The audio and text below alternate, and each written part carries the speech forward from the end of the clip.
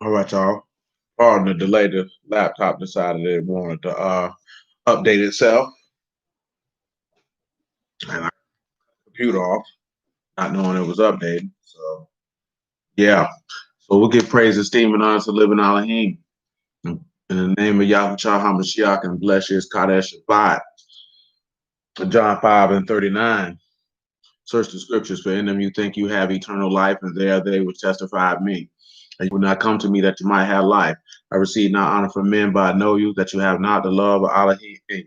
I come in my Abba's name, you receive me not. For no shall come in his own name, him you will receive. How can you believe which receive honor one from another and seek not the honor that comes from Elohim only?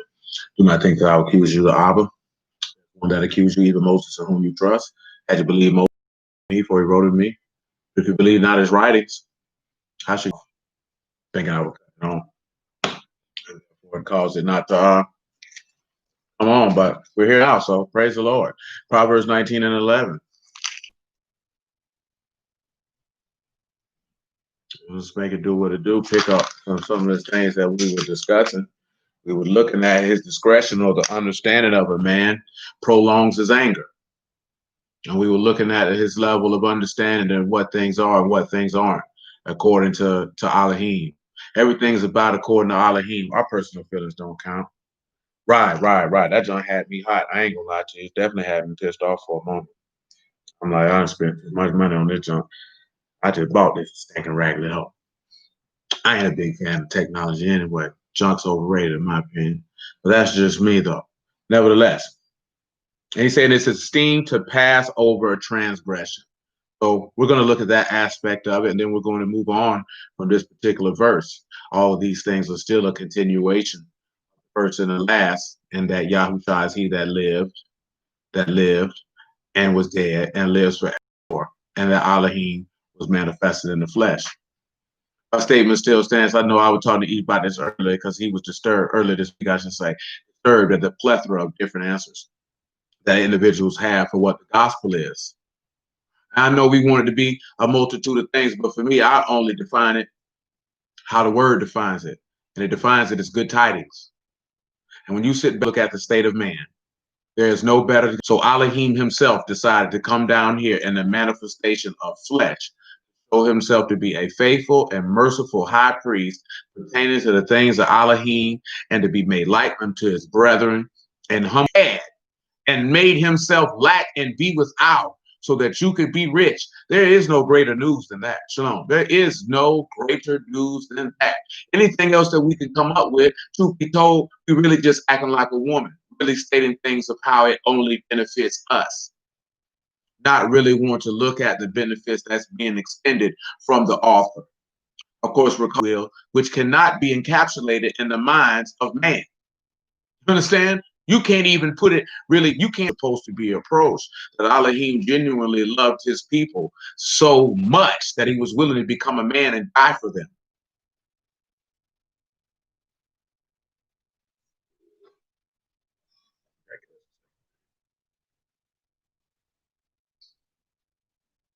To die for them. Like, that doesn't resonate in our minds because, are you serious? This nigga here. You know what I'm saying? It doesn't resonate in our mind for one reason alone, because we've allowed people to tell us that everything is about you. You know what I'm saying? So you have a sense of entitlement. See, you don't think that you feel entitled. Like I'm sitting here telling you, we understand female nature, but Yasharal, and I'm talking about men, behave towards Yahusha in the same fashion.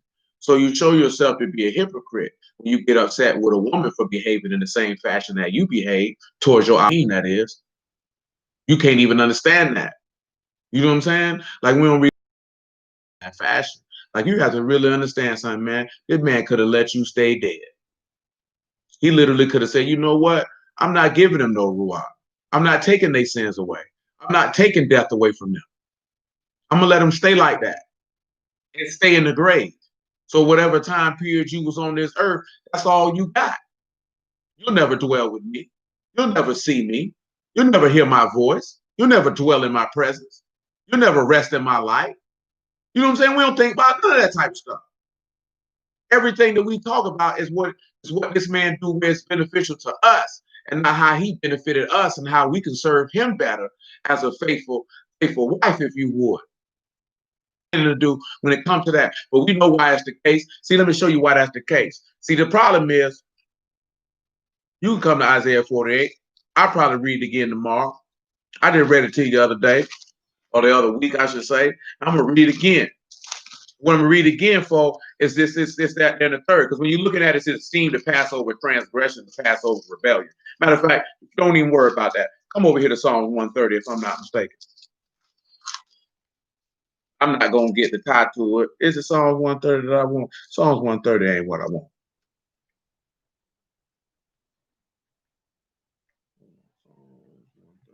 Not what I want. Yes, it is. That's my apologies. Psalms 130 and 1. Psalms 130 is what I want.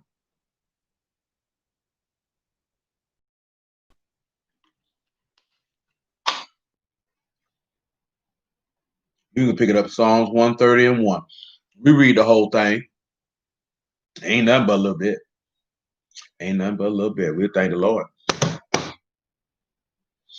He said, out of the depths have I cried unto you, O Yahuwah. So the first thing we're going to do, we're going to pause. We're going to look at depths. That's what we're going to do. Of course, you know that's depths. That's the deep. You should remember that from the things we looked at Genesis. And when we mentioned the things about Jonah, deep is Ma'amak. We got Meme and Ayin and Meme and Kuf and Meme yet again. So when you turn around, right, you get to know the Ruach. Or maybe you know chaos. We'll say you've experienced chaos. As a matter of fact, because you've experienced chaos, now you've shed blood. So you've experienced sin and blood has been shed.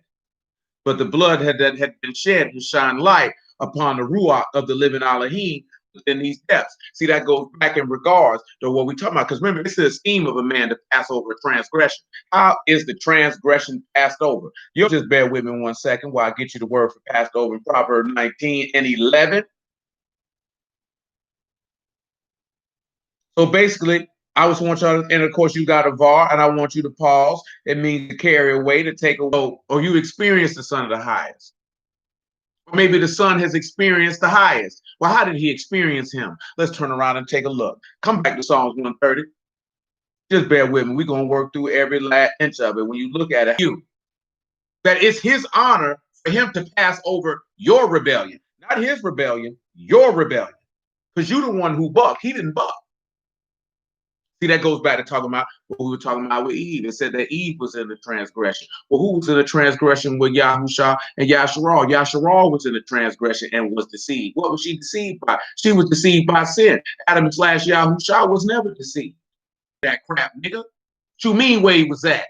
You the one who rebelled.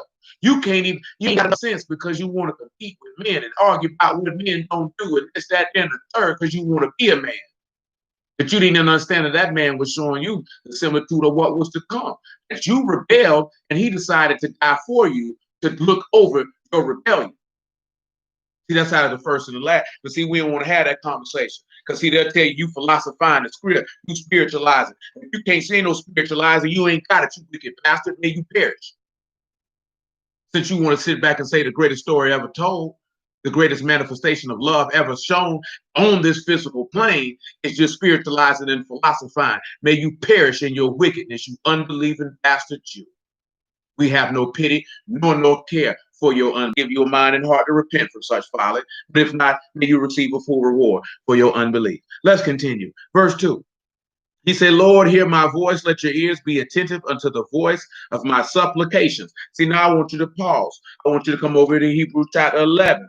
Because he said, out of the depths have he cried. Remember, right? You've experienced sin. Right? You've experienced chaos. That chaos has led to blood. But that blood led to the last light. To shed that ruach. So I want you to look at, son. He said, out of the depths, you heard my voice. You know that in the book of Jonah, if you're familiar, pit of the earth or the heart of the earth, if you would. But we want to come over to Hebrews 11. And we want to pick it up at verse 1.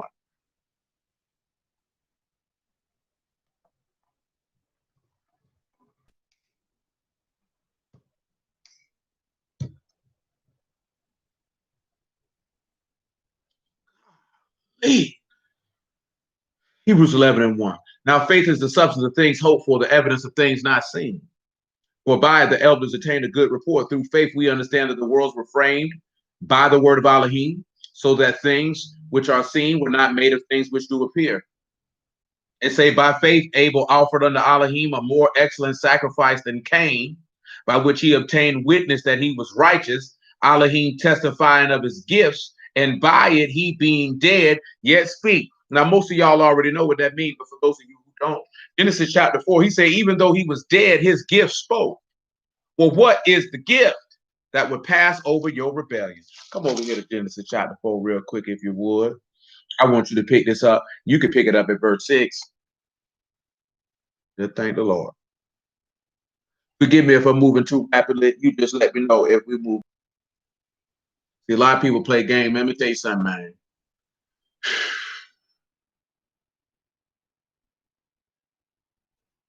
Let me tell you something, man. I done told y'all that before, man. Knowing you're an Israelite don't mean nothing. Sitting down on these Sabbaths don't mean nothing. But you have to believe this with every ounce of your soul and ounce of your being, understanding the work which Elohim is manifested towards you. Hatred for the man is real. And the hatred all stems from men behaving like women, not understanding that they're behaving like women. They may not be feminine men. Don't get what I'm saying misunderstood. They feminine in their act, in their outlook towards Elohim, feeling like he's. Things are done to people with cause. But we don't want to look at that, because you, again, it's the same concept of what I tell y'all about what women do. You have created in your mind who Elohim is, and you don't want anything to do with him. Another man, like a woman does. Man, y'all don't understand. Man, y'all just don't understand. Well, I see it. Well, I see it. Same token, that video that was placed in the chat, that we got discussed earlier today. Like, people didn't even really sit back and really analyze what that woman was saying. The same way that people don't really analyze what people be saying when they talk about you. Because that woman was looking that man in the face and said, you know what? If I would have known this, that, then the third, I wouldn't have fooled with you. Matter of fact, I don't even really like you like that. But I'm here now. I don't even really like you like that. And I don't like you, bro. I don't like you like that. You know what I'm saying? And if I would have known this, I wouldn't have chose you. If I would have known that you was going to do this, that, then the third, I would have backed out. What most people do towards Yahuwah. You don't believe in Yahuwah. You don't even like Yahuwah. And if you knew what Yahuwah actually required before you started, you wouldn't even chose Yahuwah. But you ain't got a better option, at least in your mind. So you stay with Yahuwah, but you halfway serve him. You feel like you do just enough, and you come up with the excuses of why you can't actually fulfill your duties, just like that woman would do. Just like that woman would do. And the thing is, as a man, you're supposed to have the wisdom and discernment to ascertain that, not just the fact that she was avoiding a question. Look at what she was saying that she didn't say out of her mouth. Her eyes told it. Did you see it? Her face told it. Did you see it? Well, that's the same thing you see when you run across people who say they love Yahuwah. You can't see that in their eyes, they lie. You can't see it in their eye, they don't fool with. See, the thing is right, don't think that you could just sit back and you look at a woman and be like, a woman be like that. See, we love to shift stuff on the weaker vessel. Well, I'm not even talking to them. I don't even have no expectation of them to do anything of the sort of what I'm discussing. It's not their job. Because she ain't going to do nothing but mirror you. So you have to look at yourself in the mirror. When you look at yourself in the mirror, then you'll be able to see yourself in her, because she's going to be mirroring you. And don't that sound familiar, that you'll be mirroring your husband? Oh, that's a little bit too much for him. Come on down here to Genesis chapter 4, man, verse 6. And Yahuwah said unto Cain, why are you wroth? Why is your countenance fallen? If you do well, shall you not be accepted? But if you do not well, sin lie at the door, and you shall, and unto you shall be his desire, and you shall rule over him. Cain talked with Abel his brother, and it came to pass when they were in the field, Cain rose up against Abel his brother and slew him. You voice of your brother's blood cry unto me from the ground. And now are you cursed from the earth, which have opened her mouth to him from the ground. Just on general principle. John chapter 19. 19 and 30. John, remember, man, he tell you, man never hated his own wife because that's as if he hated his own flesh. So the aspect of it right now this is twofold, so you have to pay attention. The woman will mirror you if she's any type of woman. But if she doesn't mirror you, because and when I talk about mirroring you, I'm talking about that you're walking in wisdom, prudence, understanding, circumspect, righteousness, and the knowledge of Elohim. And then if she don't want to walk in that, then you reject her. But see, this is the thing. You know what I'm saying? And we're gonna see that in regards to past. See, because there's a level of patience that must be executed, and you have to know when to have patience and when somebody is just wanting to be in folly. Because especially just as we were just talking about this here before I got on here, and then some things I was listening to throughout the course of the week in regards to dealing like with educated women and the level of masculinity, and their comment. A lot of men don't know that you don't deal with every woman the same. You don't talk to every woman the same because every woman is not the same. You have a very aggressive masculine woman is best to be left alone. If you see that a woman is meek and humble, then you don't deal with her aggressively. You know what I'm saying? There's no need to. You don't have to do that. You know what I'm saying? You don't have to fight with her. You know what I'm talking about? Because she's not going to give you any resistance or any kickback. You run across a woman, but again, see, me and Will were talking about this the other day, and I don't know if I think I mentioned this to y'all. Like, women look for clarity. That's why they ask questions. The same way that children ask questions. So you would have to sit back and look at, sometimes she's not questioning you. She's trying to understand what the play is, so she knows exactly what you want her to do. You know what I'm saying? See, a lot of men, you don't really realize that. You don't know that. And the reason why I say that, because you can look at instances in the text. Abraham did that. Moses did that. They were asking questions to Elohim for clarity, to know what it is that they were supposed to do. You know what I'm saying? A lot of young men, relation from your childhood, that you don't understand that she just wants clarity. And she wants the clarity because she wants to make sure that she follows your plan to the T as you would desire, so that she doesn't have to be reprimanded and that she can be rewarded for the execution of the plan. Same thing you do with you. See, a lot of people tell you, oh, you don't question Elohim. Elohim never told you that. See, the difference is when you're questioning someone because you don't trust their leadership, and when you're asking a question for understanding. See, there's a difference. When did you see Yahushua ever chastise his apostles for asking questions for understanding of clarity of what he said to them? You never saw that. What he would upbraid them for is not knowing things that they should have already known, that he had already taught them. See, now that is a difference. That is understandable. Because see, what we were talking about is this here, your little boy got in his nature. He wants to rule. He wants to control his domain. And when you tell him no, and you restrict that, he gets frustrated. That's why he gets emotional. He starts crying and whining and falling out, because he knows deep down in the essence of his soul, he was created to rule and to reign and to have control over his dominion. And see, little boys, they get that beat out of them at an early age. That's why they grow up to be docile and weak and simps and no longer have a desire to rule over their dominion. Sit back and understand. Let the boy have his moment and then explain it to him. Don't destroy his desire to rule. Don't knock that out of him. Well, guess what? A little girl has a desire to serve. It's in her nature because she's made. She's asking questions so she knows how to serve. What is it that you desire for me to do? This is in her essence. This is how she's created. Why do you think little girls, they so helpful? It's in their nature. That's how he made them. Can't stamp that out. Don't push it out. So as a man, and I'm telling you this here because we're supposed to be ruling in the steed of Elohim. These are things that we went over in the past. Dwelling with the wife according to knowledge. You understand? Elohim, knowing your frame that is but dust, yet he have compassion over you. You're not supposed to be learning female nature to be mad with women. You're supposed to be learning female nature to know how to deal with women in a wise fashion. That's the purpose of knowing it. There's no need for you to get mad at a woman for being who she is. She can't help that.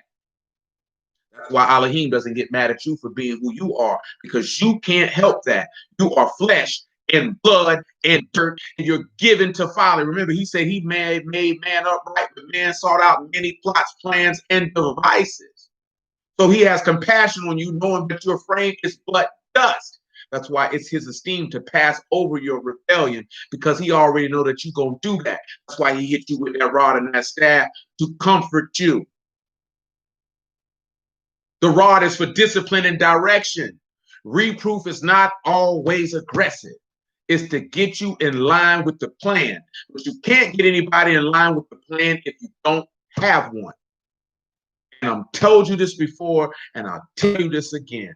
No woman is going to follow, honor, respect, and submit to any man who has no plan.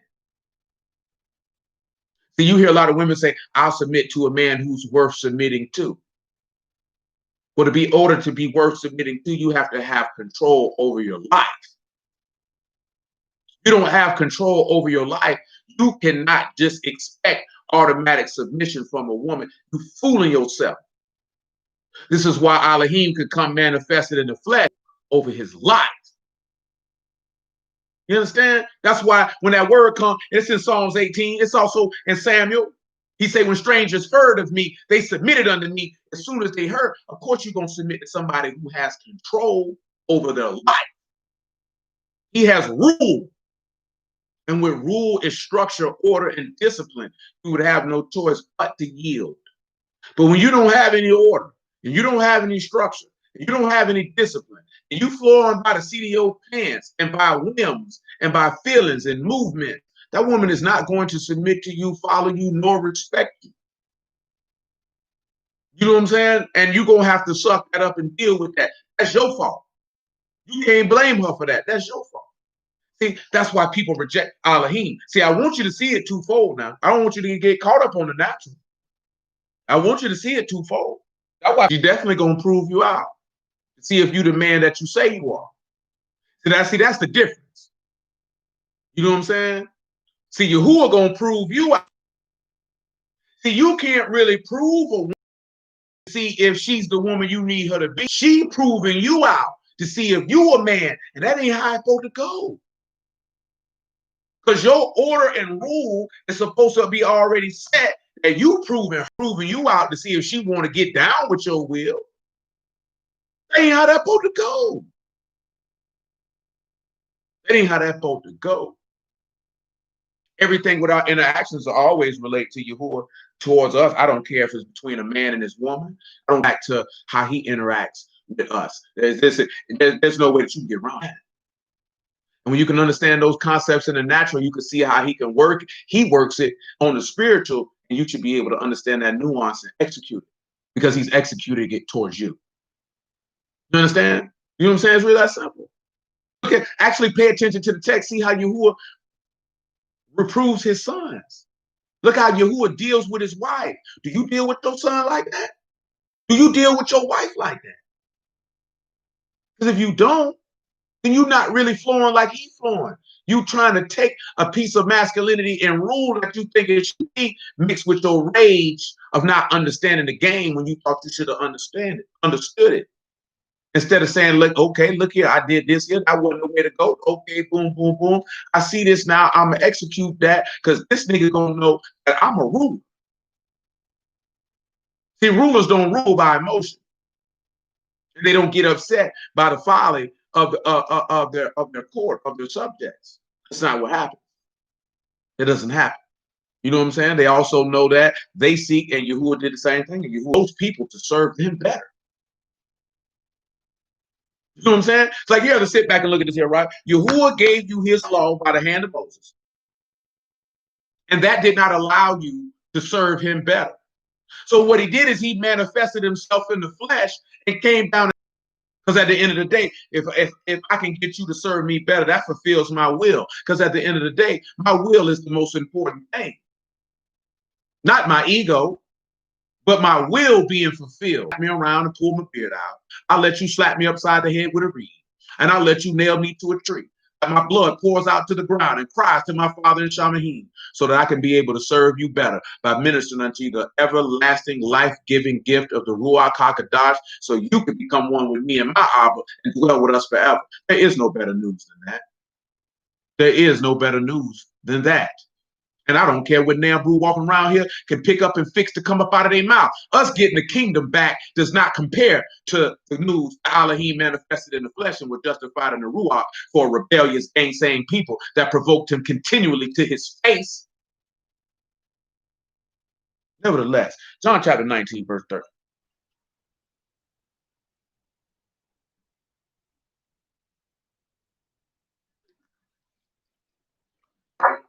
When Yahushua therefore had received the vinegar, he said it is finished, and he bowed his head and he gave up the Ruach. The Yahudim therefore, with the preparation that the body should remain upon the stake on the Shabbat, should not, remain upon the stake on Shabbat, for that Shabbat was a high day. They saw Pilate that the legs might be broken and that they might be taken away. Then came the soldiers and brake the legs of the first and of the other which was crucified with him. When they came to Yahushua and they saw he was dead already, they brake not his legs. The soldiers with a spear pierced his side, and forthwith there came out blood and water. 1 John chapter 5. Let's just sit back and see if his blood testified in the earth or spoke under Elohim. And if it spoke under Elohim, then you could pick it up at 5 and 6 on general principle. You know, there's always things to consider, man. You know what I'm saying? I like to listen to some. I like to listen to, you know, some of them dudes be on, don't really pick out the nuance. But you know what I'm saying? But when you look at certain things, and because things are different in this dispensation of time, young men don't behave like men of old, and young women certainly don't. You know what I'm saying? It's because you've gotten away from principle to be dead honest, kept. And now in the last couple centuries, these things have been steadily worked on to be forsaken on a grand scale, because they were forsaken in many different cultures. Now it's on a grand scale. But more specifically, in this God-forsaken country, a woman being a woman and a man being a man is just a foreign concept. You know what I'm saying? It's not looked upon in a great fashion, and especially for the young men. Many young men are set behind the 8 ball in their dealings with women. They end up dealing with women of a lower value they have no business dealing with. We know that in general, most women will pick a man of lower value because they will pick what is worse for them versus what is best for them, because they're going to pick what makes them feel good in a particular moment in time. And that is because their fathers have not instructed them properly, if their father was even present, in order for them to know what a man is and what a man isn't, be able to blunt and delay gratification, which is why we have a lot of young men who behave like women, which is why when they come into word, they cannot delay gratification. And they don't have the discipline and self-control that is needed in order to serve the living Elohim, which is the greatest component of having a man in the house, because man is going to bring discipline. If you have a man in the house and he is undisciplined, the whole household will be undisciplined, and that is a poor reflection upon that man. So if you look at in your house and your house is undisciplined, you need to look in the mirror first before you chastise anyone in the house. That's just being a man. See, as you're a man, everything starts with you. It's your fault even when it ain't your fault, because you're the one. That doesn't necessarily mean that it is your fault. It doesn't even necessarily mean that it's your fault if your house is undisciplined. But the first hallmark of a leader is to look himself in the face and see, is it my fault? That's already how he's starting it off, that it's my fault, even if it's not.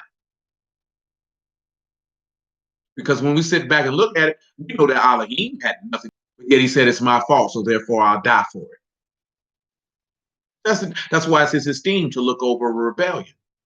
You understand? It's not saying that necessarily it is your fault, but Yahushua's my fault, so I'll die for it, even though it wasn't. That is the manifestation of showing reverence and to get reverence shown to yourself, mercy unto your subjects, that they would honor you. It brings up morale. And if it doesn't, you get rid of them. You know what I'm saying? It's really that simple. You don't have to be all, hey, get out. It's not that hard. But you have to examine yourself first. You can't see, heavy is this the statement that said, you know, heavy is the head that wears the crown. You got to pay the price, pay the cost to be the boss, and all of these things. Well, you have to be willing to pay that and take everything that come along with that before you begin to want to yield authority, rule, and power. See, that's the thing. Yahushua paid that cost. He paid it with his life. His head was heavy to wear that crown because he took a beating of which he did not deserve. Wrong judgment proceeded when he took that beating so he could wear that crown. And not only so that he could wear it, but that you can wear it. We already discussed that. So I want y'all to, I'm talking to the young men, I ain't talking to the women. I want you to understand the level of authority that this man has bestowed upon of him. So you have to take him on and be him. And then he will dwell in you. And then Abin Shamahim is esteemed, and all sinners are convicted at your righteous conversation. Let's continue. 1 John chapter 5, verse 6. You can make it 5. Who is he that overcome the world? He that believes that Yahushua is the son of Elohim. This is he that came by water and blood, even Yahushua HaMashiach, not by water only, but by water. It is the Ruach. Of course, you know it's blood and water anyway. But you can see that why the blood and the water, they bear witness. And they were bearing witness that he is the one. That's why it cried out from the depths. That's why his blood is crying from the ground. Crying out to Elohim from the ground. Let's continue.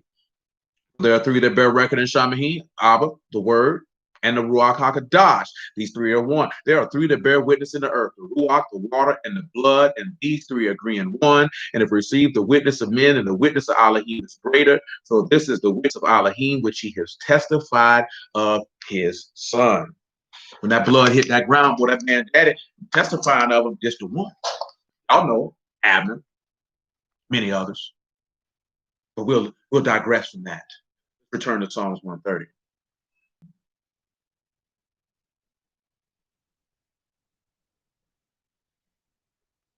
Excuse me. If Yahuwah should mark iniquities, O Lord, who shall stand?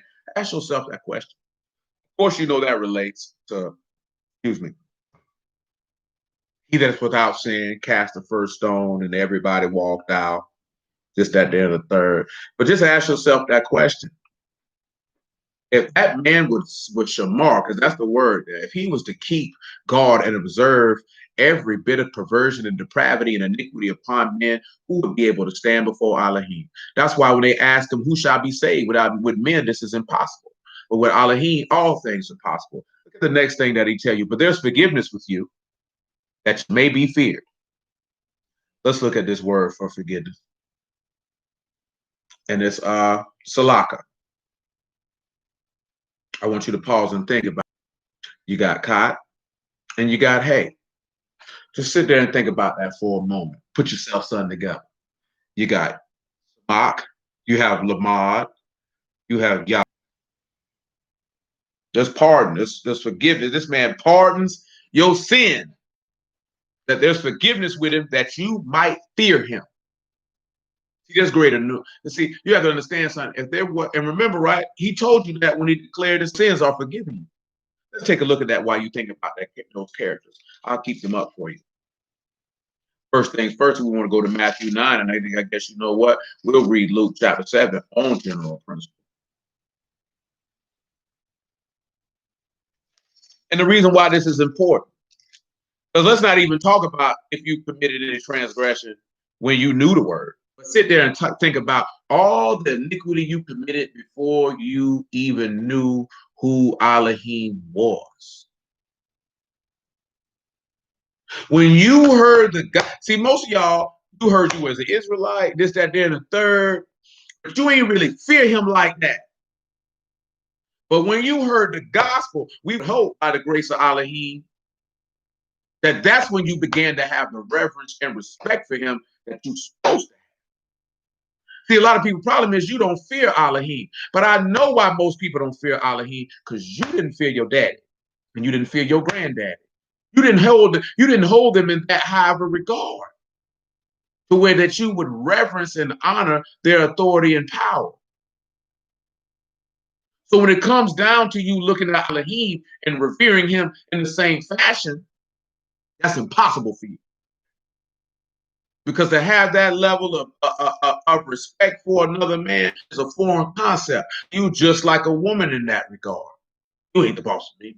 I don't respect and honor you like who you is to me. That's a sad state of affairs. You know what I'm saying? But it is what it is. I ain't gonna lie to you, boy. I feared my granddaddy. I ain't gonna lie to you. I wasn't gonna buck that man, boy. Well, I held that man in high regard. You know what I'm saying? In high regard. Was he the smartest man in the world? Probably not. He was to me, though. I still carry every little bit of piece of game this man gave me to the day that he died when I was 10 years old, boy.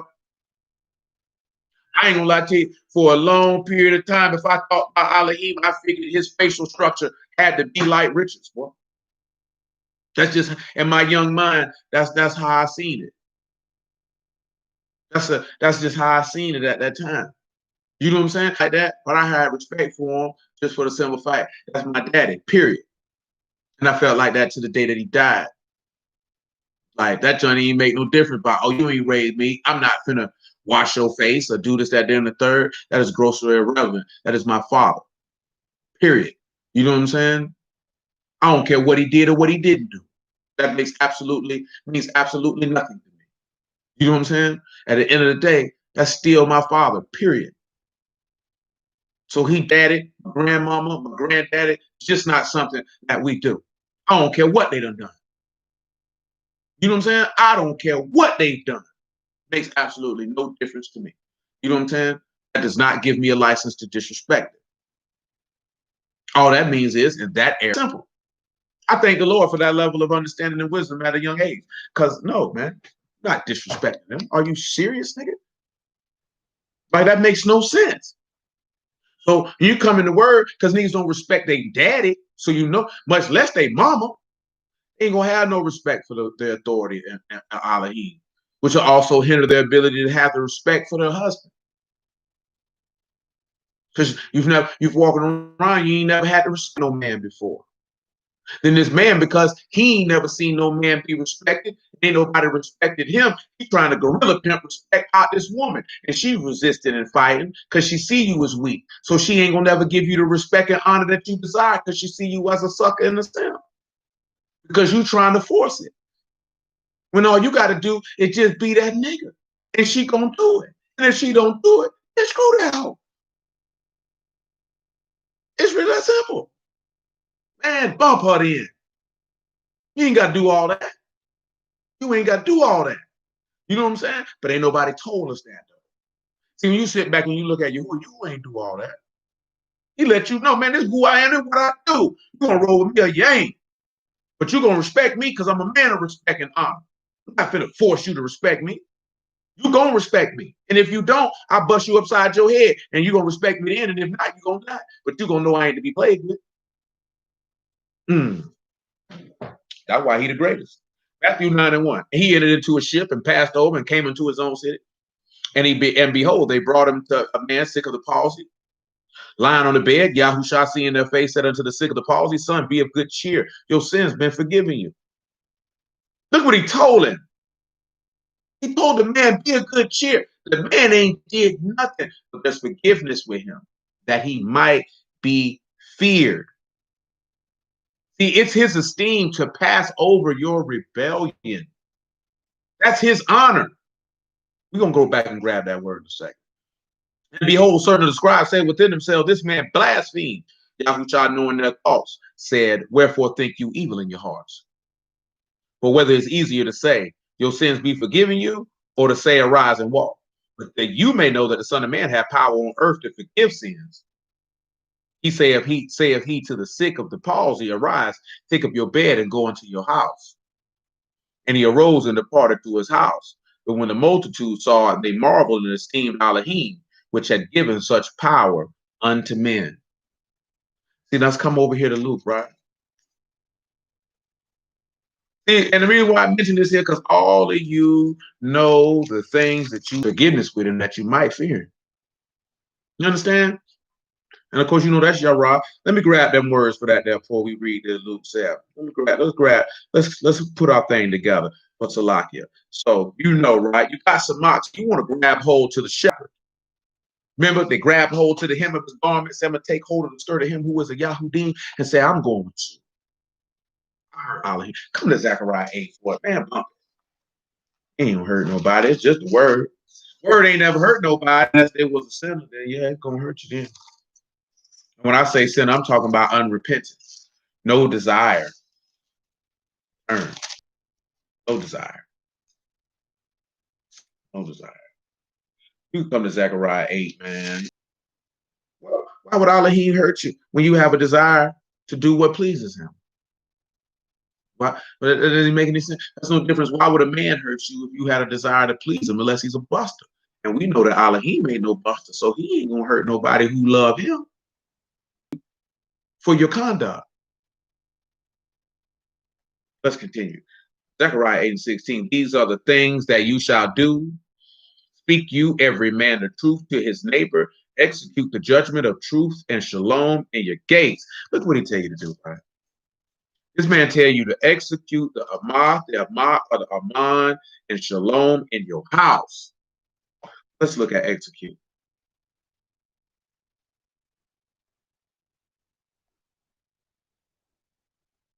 Let's just look at execute. So the execute is Shaphat, which is to govern. Y'all already know that. So he said he wants you to Shaphat Mishpat. He wants you to govern judgment of the Amah in your house in peace. This is what he wants you to do. Now, let's pause for a second, right? I think that is Colossians chapter 3. Listen to the young men. So if he's telling you every man, speak you every man the truth to his neighbor, speak the Amah, speak the firmness and reliability of Elohim to his neighbor, and then govern and rule by what's right and faith and peace in your house. See, this is why Paul turned around and tell you this right here in Colossians chapter 3. Colossians chapter 3, right? 3 and 18.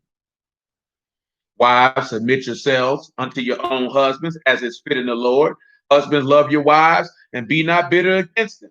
Sons, obey your parents in all things, for it's well pleasing unto the Lord. Fathers, provoke not your sons to anger, lest they be discouraged. Servants, obey all in all things your masters according to the flesh, not with eye service as men pleasers, but in singleness of heart, fearing Elohim, and whatsoever you do, do it heartily as to the Lord and not unto men, knowing that of the Lord you shall receive the reward of inheritance, for you serve the Lord Yahushua HaMashiach. But he that do wrong shall receive for the wrong which he have done. There is no respect of persons. This is why he's telling you, and if you're going to sit back and you're going to be in peace in your house, I mean, there's no need for you. Love your wife. No need for you to be angry and bitter against them. Don't provoke your parents, provoke your sons, lest they be discouraged to the Lord. But if you get out of pocket, the man say he's going to come see you about it. And he don't care who you is.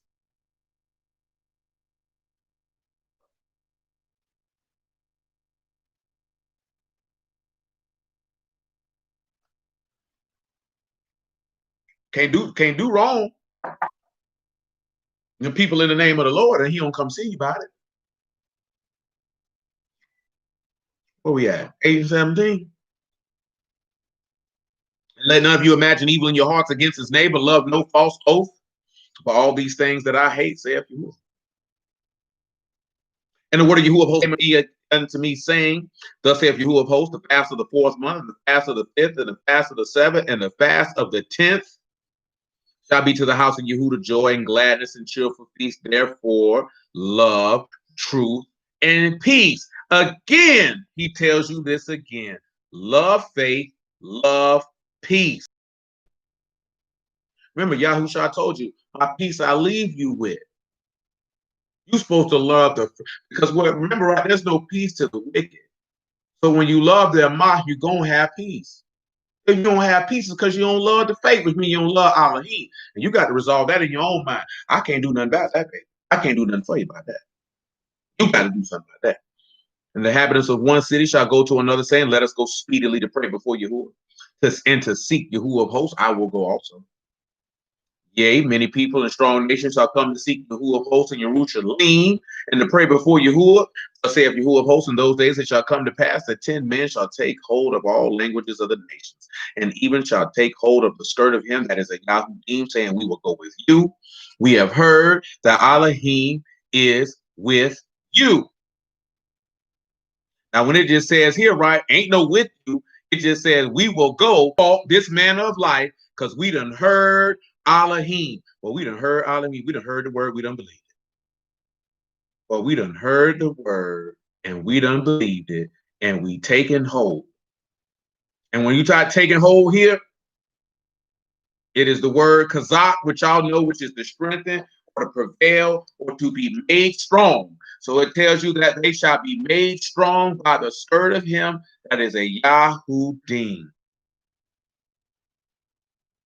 Now, when you have skirt, of course, you know that's kanaf, that's a corner, a shirt, or an extremity. But this is where it gets a little different.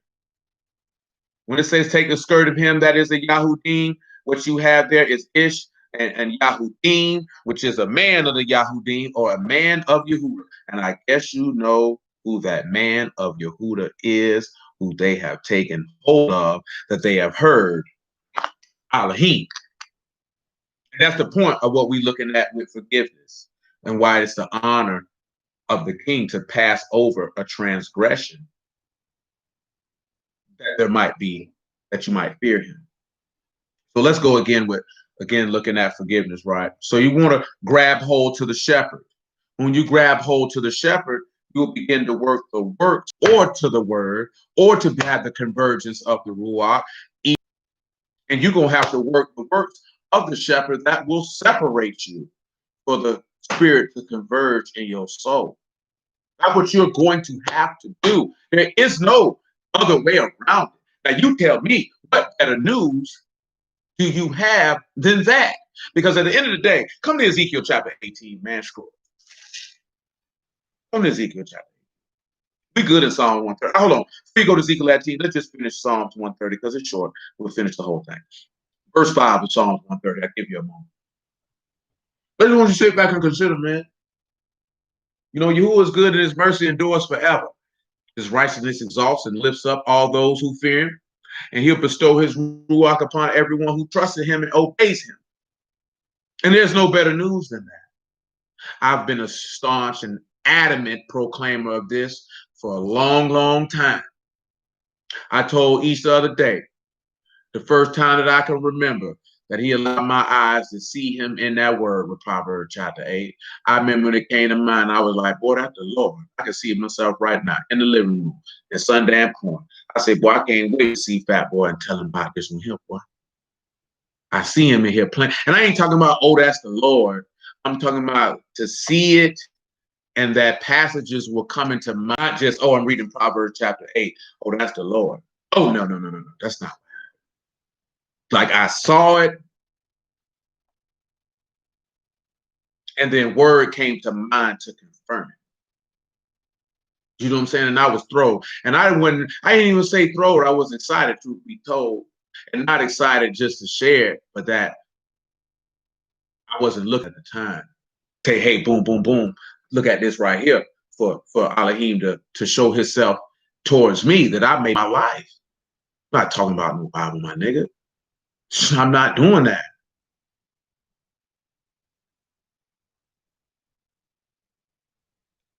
I wasn't on that. You know what I'm saying? It ain't but two people on here who can bear witness to that. That's on the stream, and my mom in the back. I wasn't on that. Remember, Little Muffin, I used to notice Little Muffin would just sit back and look. Let me see if this nigga gonna do this for real. Because I noticed my brother, I know he don't really do stuff that he don't really do. This is a 360. This is beyond me. I ain't never known him to talk and behave like this. This is something new. I gotta see if it's real. And some people, they'll get offended. I ain't getting offended. I know people gonna look at you when you make a drastic change in your life and the things that you proclaim, because this is the direction that I'm going. I could care less what they think or say, or if they come along with me. I really don't care. Because it's not about them. I'm not trying to persuade them to do nothing. Mindset. You can't be worried about, man, and that don't mean you deal with your people in a different type of way. Man, they don't know no better. Because they don't understand. I've been telling y'all this for years, man. You can't look at people's behavior and conduct through your eyes and your perspectives.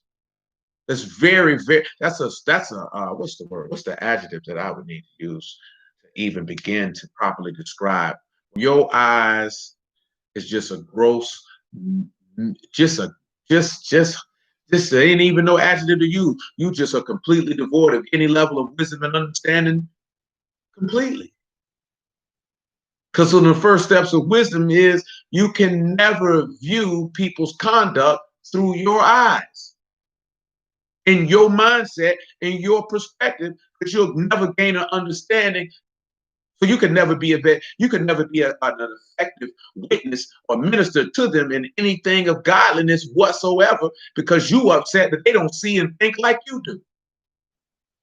Very lack of skill all the way around the board. You know what I'm saying? That's why Paul took, I became all things that I might win some. That's all it is. I'm trying to understand their thinking, give them information. I got to understand how they think and how they see things and hit them off with the information from a way that they can understand so they can get them where I'm trying to get them to. Not, oh, you can't see it like me, you stupid. No, you'd have done it. You'd have done it. You know what I'm talking about? Imagine if the Lord came through and dealt with you like that. You got to see it through me. Pay attention to how he dealt with people. He never hit them off from his perspective. He already understood how these people thought and how they moved. So he hit them off how he needed to. But that's another lesson for another day. But praise the Lamb. You know what I'm talking about? Him. That was really more so about her. Because she knew that she got herself.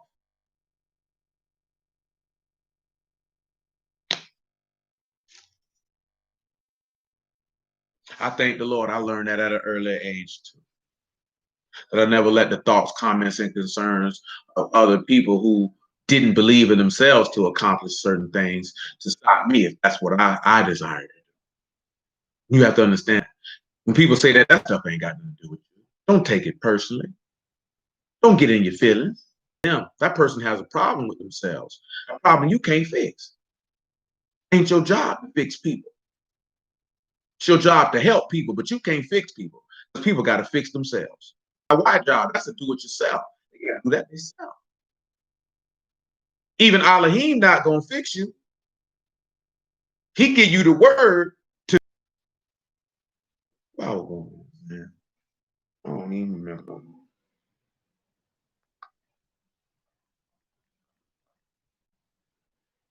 I don't even remember. I know I was going to something from Matthew 9. School, y'all willing to come back? Come over here to Luke chapter 7, man. I don't even remember. Luke 7:36. Oh, I was already in. Oh, that's right, son. I needed to read the rest. I appreciate you. Praise the Lord. I wait for Yahuwah. My soul do wait. In his word do I hope. See, we were talking about this other day. See, what these niggas problem is. They don't believe in you. They don't want to wait for you.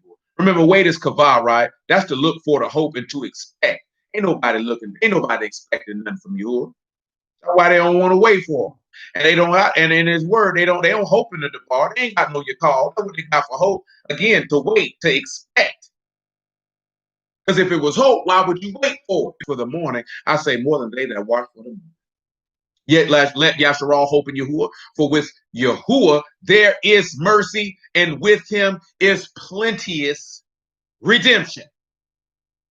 Of course, we want to look at redemption, and it is produced, and you recall that is a ransom.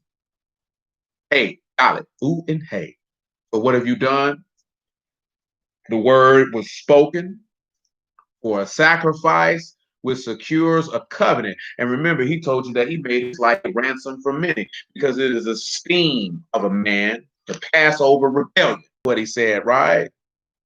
Again. So there's this man who there's forgiveness with him that you might fear.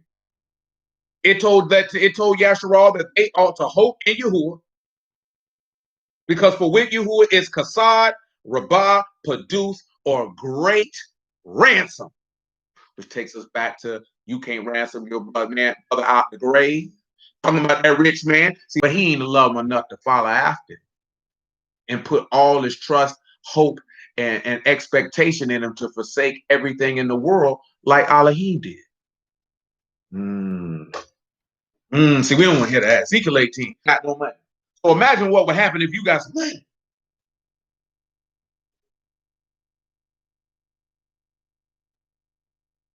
Imagine what you would do if you got some money. Niggas don't even want to sacrifice small things for you. I had finally got to watch that clip of that dude interviewing Geno Jennings. And let me tell you something, because I feel the same way. I done told you this before. Well, I appreciate that. I ain't talking about just to listen to me. I'm talking about just period. You wouldn't want to sacrifice watching a football game. You wouldn't want to sacrifice doing certain things that you like to do for the ability and chance to hear that word every day. I ain't talking again, just remove me out of the play. I'm just talking about hearing the word preached every day, because them boys gathered every day. You know what I'm saying? It wasn't just no, oh, let's link up on no Sabbath. Them boys gather every day. See, that's a foreign concept to us in this day and time. Like I've heard Bruce say it's impossible to gather every day for Passover and Tabernacle. Just 8 days. Niggas say that's impossible. And it ain't hard. Because why you're not willing to sacrifice, you look at these things as an inconvenience. I gotta go to work, I gotta do this, I gotta do that. That's more important to you. And you don't even think that your heart testifying to Yahuwah, that's how you feel. That all this other stuff is more important to you than him. See, I've been right, and it's a girl who worked for me. And she always talk about this here. And I was talking to, and I mentioned that to the women the other last week. Tabernacles, like, women want you to teach them something because they had a desire to be taught by their husband. It never got old for him to teach them something. It never got old for him to teach. I get that, understand that. But like, if you really press a woman and she talking about she wants mental stimulation and things of this, she wants you to teach her something. And I've told you in the past, the more that you teach a woman something that she does not know, and you don't make her feel like the dumbest person that's ever walked the earth in the process of instructing her in that, you will gain a loyal servant for all of her days. See, if you're trying to teach her something and you make her feel stupid while you're doing it, you're destroying the morale of your team. Therefore, she will have no. But if you can instruct her in something and not make her feel like she is an idiot in the process of doing it, she will delight to do your will. Why do you think he tell you that a man who's a bishop can't be a brawler, can't be a striker, can't be given to strife, has to be skilled to teach and ready to do it? Come on over here. I think it's Timothy that I want before we read Ezekiel 18 on the point what I'm talking about. Praise the Lamb. Took me straight to what I needed. I thank the Lord. 2 Timothy chapter 2, man. You can pick it up at verse 22. 2 Timothy chapter 2, verse 22. We got Ezekiel 18 on pause. Luke chapter 7, verse 36 on pause. And praise Elohim in the name of Yahushua for the word. Let's roll up. Please, this is 2 Timothy chapter 2. Goodness.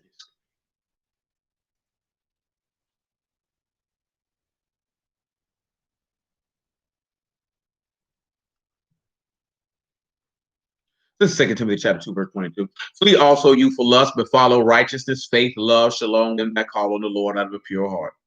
But foolish and unlearned questions avoid, knowing that they do gender strife And the servant of the Lord must not strive, but be gentle unto all men, skilled to teach, patient, in meekness, instructing those that oppose themselves. If Elohim peradventure will give them repentance to the acknowledging of the truth, and that they may recover themselves out of the snare of the devil, who will take them captive by him at his will. So listen what he tell you. He say, if you a servant of the Lord, ain't no need for you to be contending, but to be gentle and have skill and patience and humility, instructing somebody who is opposing themselves, if Elohim so desire to allow them to repent. So you have to sit back and look at, if you're dealing with your son, you're dealing with your wife, you're dealing with your daughter, you have to do the same thing. When you're instructing them in something, you can't get frustrated with them about something they don't know. That makes no sense. That's what you're there for, so they can know. You have to take the same token, young ladies, if you're dealing with your children, there ain't no need of you getting upset about what they don't know.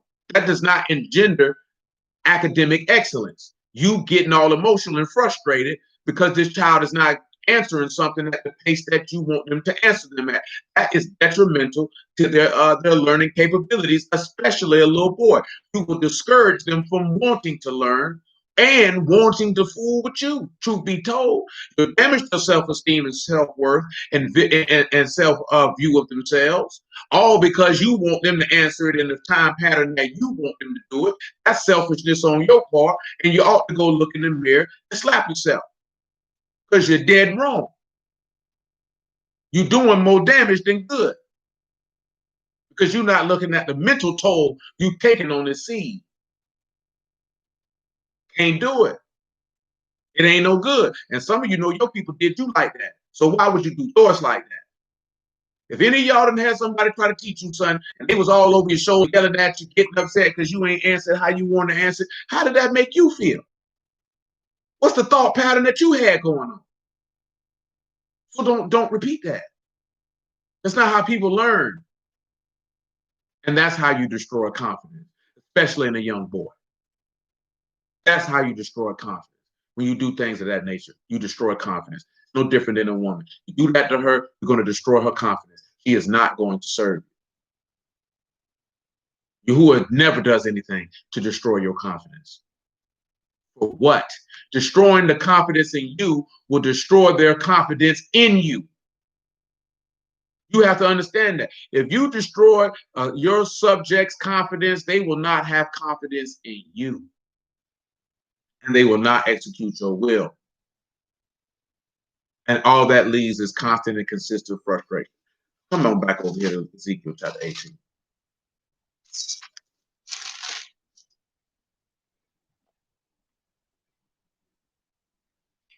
Come on 1 second, man. I need this doggone. Real quick. You know what? I will wait for that. Wait for that. Wait for that. Ezekiel chapter 18 verse 1. The word of Yahuwah came unto me again, saying, what mean you that you use this proverb concerning the land of Yasharal? The fathers have eaten sour grapes, and the children's teeth were set on edge. Who can tell me what that proverb means? The sons, excuse me, the fathers have eaten sour grapes, and the sons' teeth are set on edge.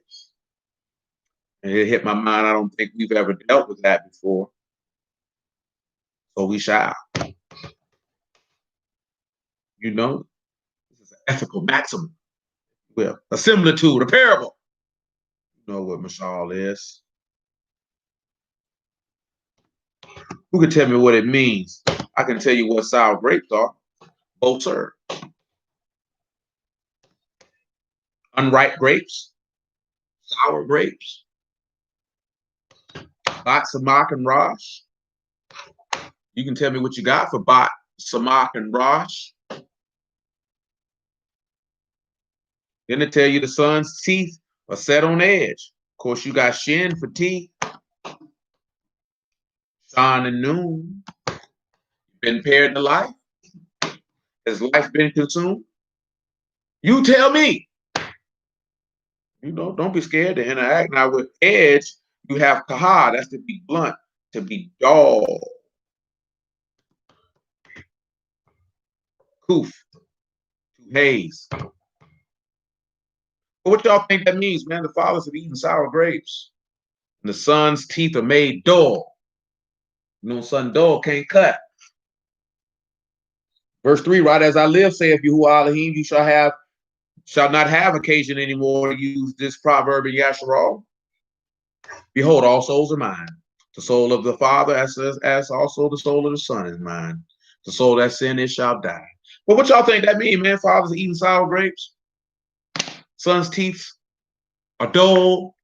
Talk to me now. Just don't look at the screen. Go ahead and tap on the screen. On the screen. See, I just always forget this. This is lovely because they should have not added the lemon juice, but the fact that there is no added sugar is just a delight before God. Yahuwah said, man, Yahuwah has made some very, very beautiful things upon the face of this earth. I seen somebody earlier today say, y'all call weed a drug. That's a disgrace to Elohim. Well, shoot, nigga, heroin a drug too. I bet you ain't gonna call that no disgrace. I don't see no niggas running around here smoking no opiate plants. Niggas always be talking about that jungle weed. Well, why you don't smoke opium? Because I had a homeboy from Tennessee smoke opium. He used to crush it up in his reefer. You know what I'm saying? And that nigga used to always, you want to hit that man? I'd be like, no, sir. No, sir. You're going to have to smoke that by yourself. See, that's a different type of downer right there. A downer that I don't want. You know what I'm saying? The marijuana was enough of a downer for me. I ain't want to get down.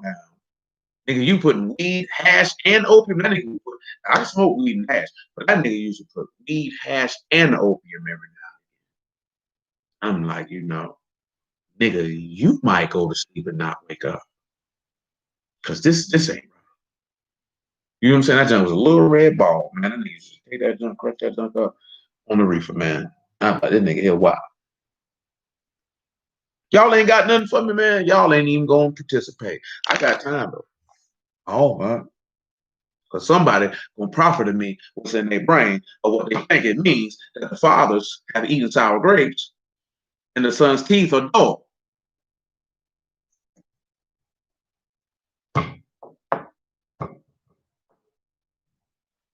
We've been looking at this for a couple of minutes, man. Ain't nobody said nothing. He did, but now I'm finna be nigga. I'm gonna be your nigga. I'm finna call some of you nigga phones. If a nigga don't type on this screen, well, I'm finna click this phone up and I'm finna call some of you nigga phone. And if you got an iPhone, I just might FaceTime you. That's how serious of a nigga I'm finna be right now. Ain't nobody. That's how I'm feeling.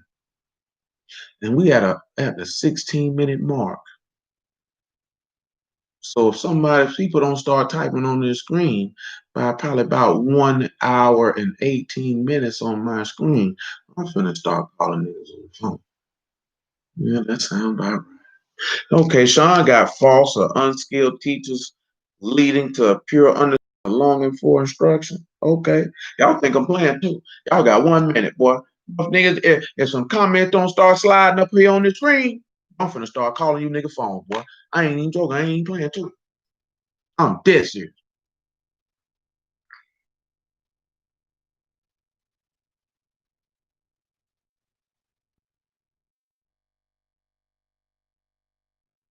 Oh, you got 30 seconds.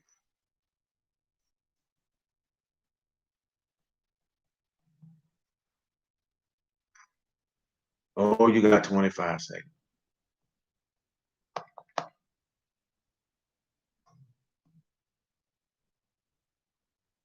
Oh, you got 15 seconds. I hope you ain't watching it on your phone, because boy, I'm finna start calling your nigga phone in 10 seconds. 7, 5, 4, and there it is. But here go the first one. Last nigga I talked to. Blind leading the blind.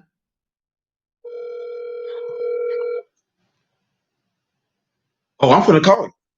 I already had it in my mind. I'm finna call you. Yeah, you know, you can tell me what that means. You know what that means? You got an idea? Because you was the first person on my call list. Oh, so you're not going to answer. Oh, that ain't right. That ain't right.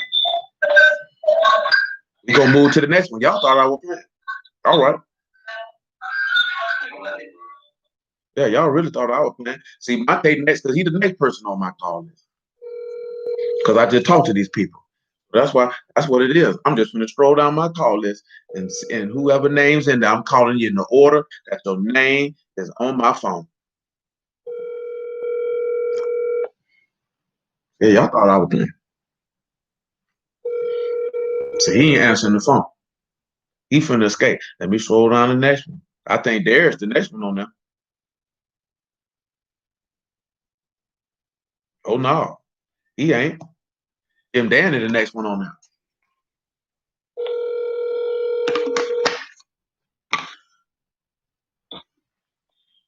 And nigga, why you ain't called me back this morning? Boy, I called you too. Boy, I needed your assistance too. You ain't even call me back too. But you can tell me what that means? And the son's teeth are dull. You know what that means? The father had sour grapes. And the son's teeth are dull.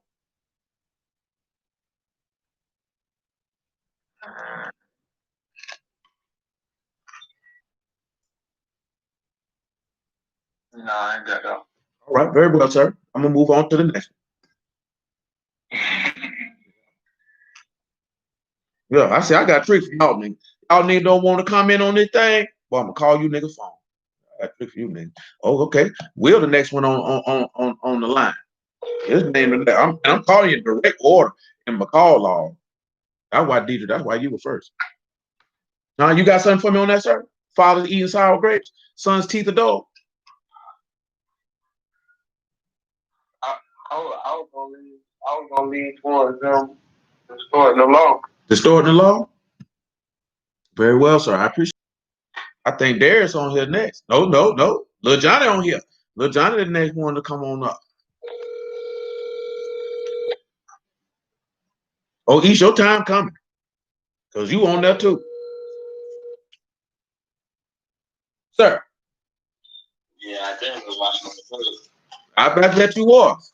Now you get to listen. Fathers. Man, I don't think what's up. What is that? Basically just by false people perverting judgment. Perverting judgment? I can't talk to it. Yeah. Move to the next one, sir. Mm-hmm. Next one right there is supposed to be on here somewhere. There you go. What you don't recall, man? What you don't recall?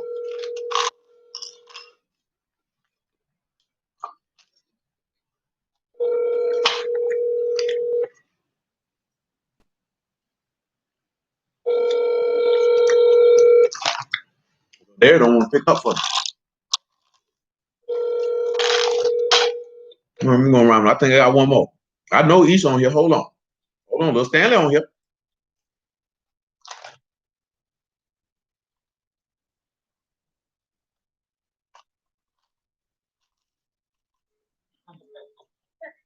What's going on? Hold on. This Dwight to call me back. Yes, sir.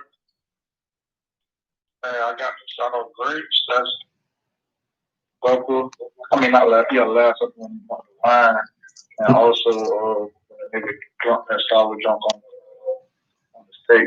Sorry, beef junk. I ain't got nothing. Oh, okay. That's good work right there, son. What you got for me, little Stanley? What's the question? Fathers have eaten sour grape. The son's teeth are dull.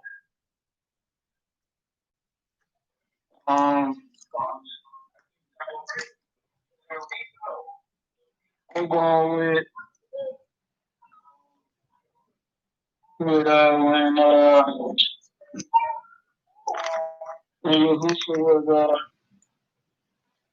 I'm trying to think how much. When they try to give him sour wine, yeah. He didn't drink the wine at Passover. The sour grapes is wine. That's what I'm thinking. Yeah, that's the same thing that Dwight just said, and y'all would be correct. I appreciate your time. You got spared because all these doggone Google voice calls kicked you off the log. I appreciate you, gentlemen. Yes, ma'am. That's what you got. Yeah, they pushed you off the call. Let me make sure you on that. Yeah. Yeah, they pushed you off the log, boy. I literally was just calling people directly in the order in the call log. Honestly, that's all I did. Call people directly in the order of the call log. Come over here to Micah chapter 7.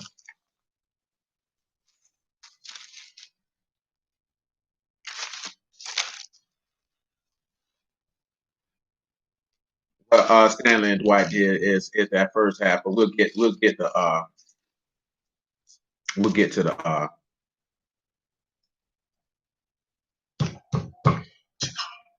to the children's teeth being dull in a second. I want you to look at Micah chapter 7, right?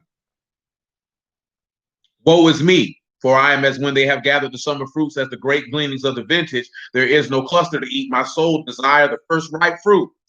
The good man is perished out of the earth. There is none upright among men. They all lie in wait for blood. They hunt every man his brother with a net. It's okay. It's okay. Not a big deal. That they may do evil with both hands earnestly. The prince ask and judge and ask for a reward, and the great man, he utter his mischievous desire, so they wrap it up. The best of them is as a briar, the most upright is sharper than a thorn hedge. The day of your watchman and the visitation come, and now shall be their perplexity. Trust you not in a friend, put you not confidence in a God, and keep the doors of your mouth from her that lie in your bosom. For son dishonor the father, and the daughter rise up against her mother, and the daughter-in-law against her mother-in-law, and a man's enemies are men of his own house. Now notice that it said that he desired that first ripe fruit, but in the midst of that, there are people who are seeking to destroy those who are righteous. And he told you that you would have war, contention, strife, if you would, from people from your own house. Now, see, we read in that to set up the fact of regards to what is the children's teeth are dull. Now, I want you to come right. Psalm 69. Psalm 69. Because, of course, when you look at the fathers eating sour grapes, put out there, the father is Yahushua, Yahuwah. Second, it's Yahuwah. Now, why ask all that? Why would you think that they would give him unripe grapes? Or as it says in Lamentations, they try to give the Nazarites wine to drink. But that's another conversation. But why do y'all think that it would be unripe grapes? Grapes that are not fully mature. What would that signify? Because remember, he drank wine before he got on the stage. But then the people sought to give him unripe wine. That's a good one, that time. He ain't told no lie, said that. He ain't told no lie when you had that one. I wasn't gonna word it that way, but that's how we're gonna word it. That too. That too. It makes sure I'm in the right place. I feel like I am. I feel like I'm overlooking the verse which I require. I was. I want you to come over here to Psalm 69 and 16. So when you look at the fathers have the dull, you notice how it said that the good men have perished out of the earth. These people are wicked and they're evil. And we're going to read Psalms too, because this thing here, goodness grief.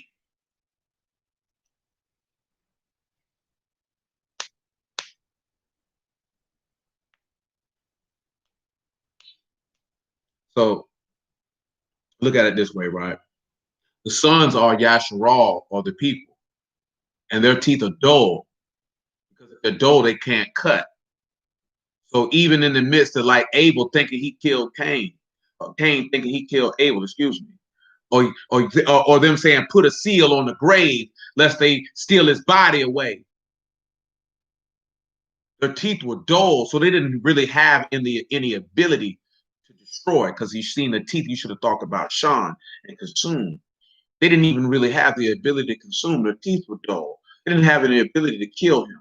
As it says, he burst the bonds of death because it was impossible for him to be held by it. You understand? So, because again, it's talking about, soul that sin getting, as you mentioned, is similar to the Mashiach being handed that vinegar.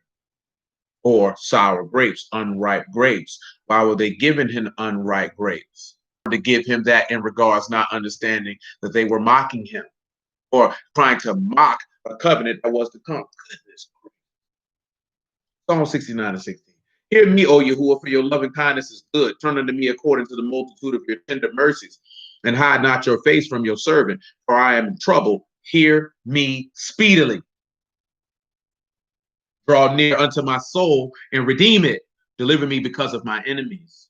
You have known my reproach and my shame and my dishonor, and my adversaries are all before you. Reproach have broken my heart, and I am full of heaviness. And I looked for some to take pity, but there was none, and for comforters found not none. Of course, you know what that is. When Yahushua took them up to pray, they was up there sleeping.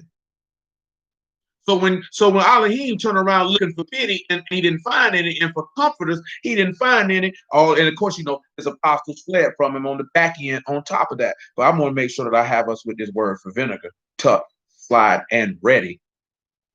He said they gave me also gall for my meat, and in my thirst they gave me vinegar to drink. Because remember, it said that he thirsted in John 18. Now, when we have vinegar here, we have kametz. You got kot, mean, and sod.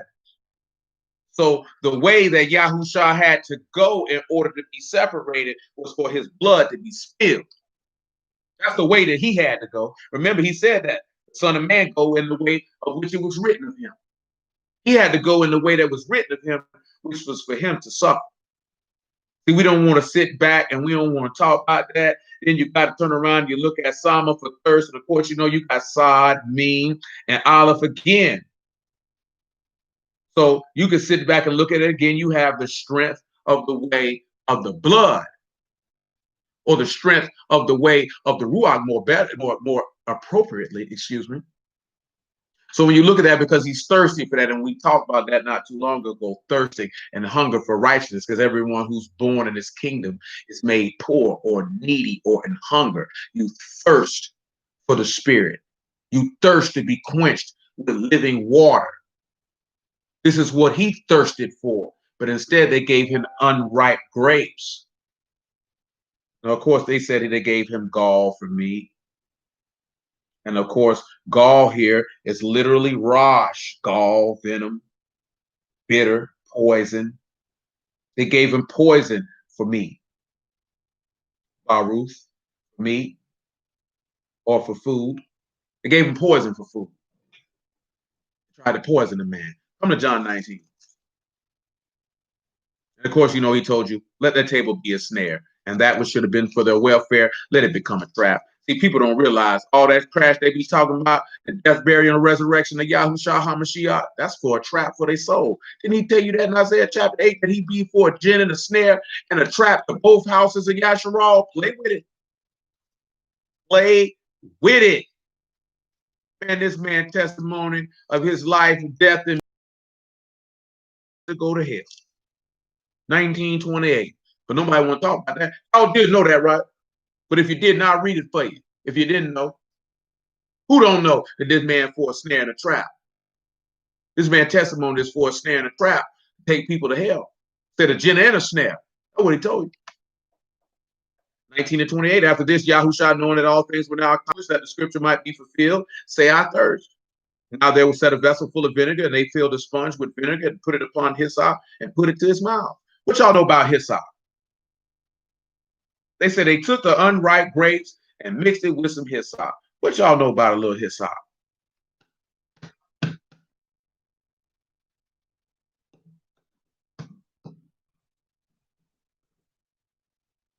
Well, come over here to Exodus chapter 12. You can pick it up 12 and 20. We can take a couple witnesses for it. Trying to see. And I guess Psalms 51, man. And I would believe that you would be right, sir. 12 and 20. 12 and 19. Exodus 12 and 19. 7 days shall there be no leaven found in your houses, for whosoever eat that which is leavened, even that soul shall be cut off from the congregation of Yasharal, whether they be a stranger or born in the land. You shall eat nothing leavened, in all your habitations shall you eat unleavened bread.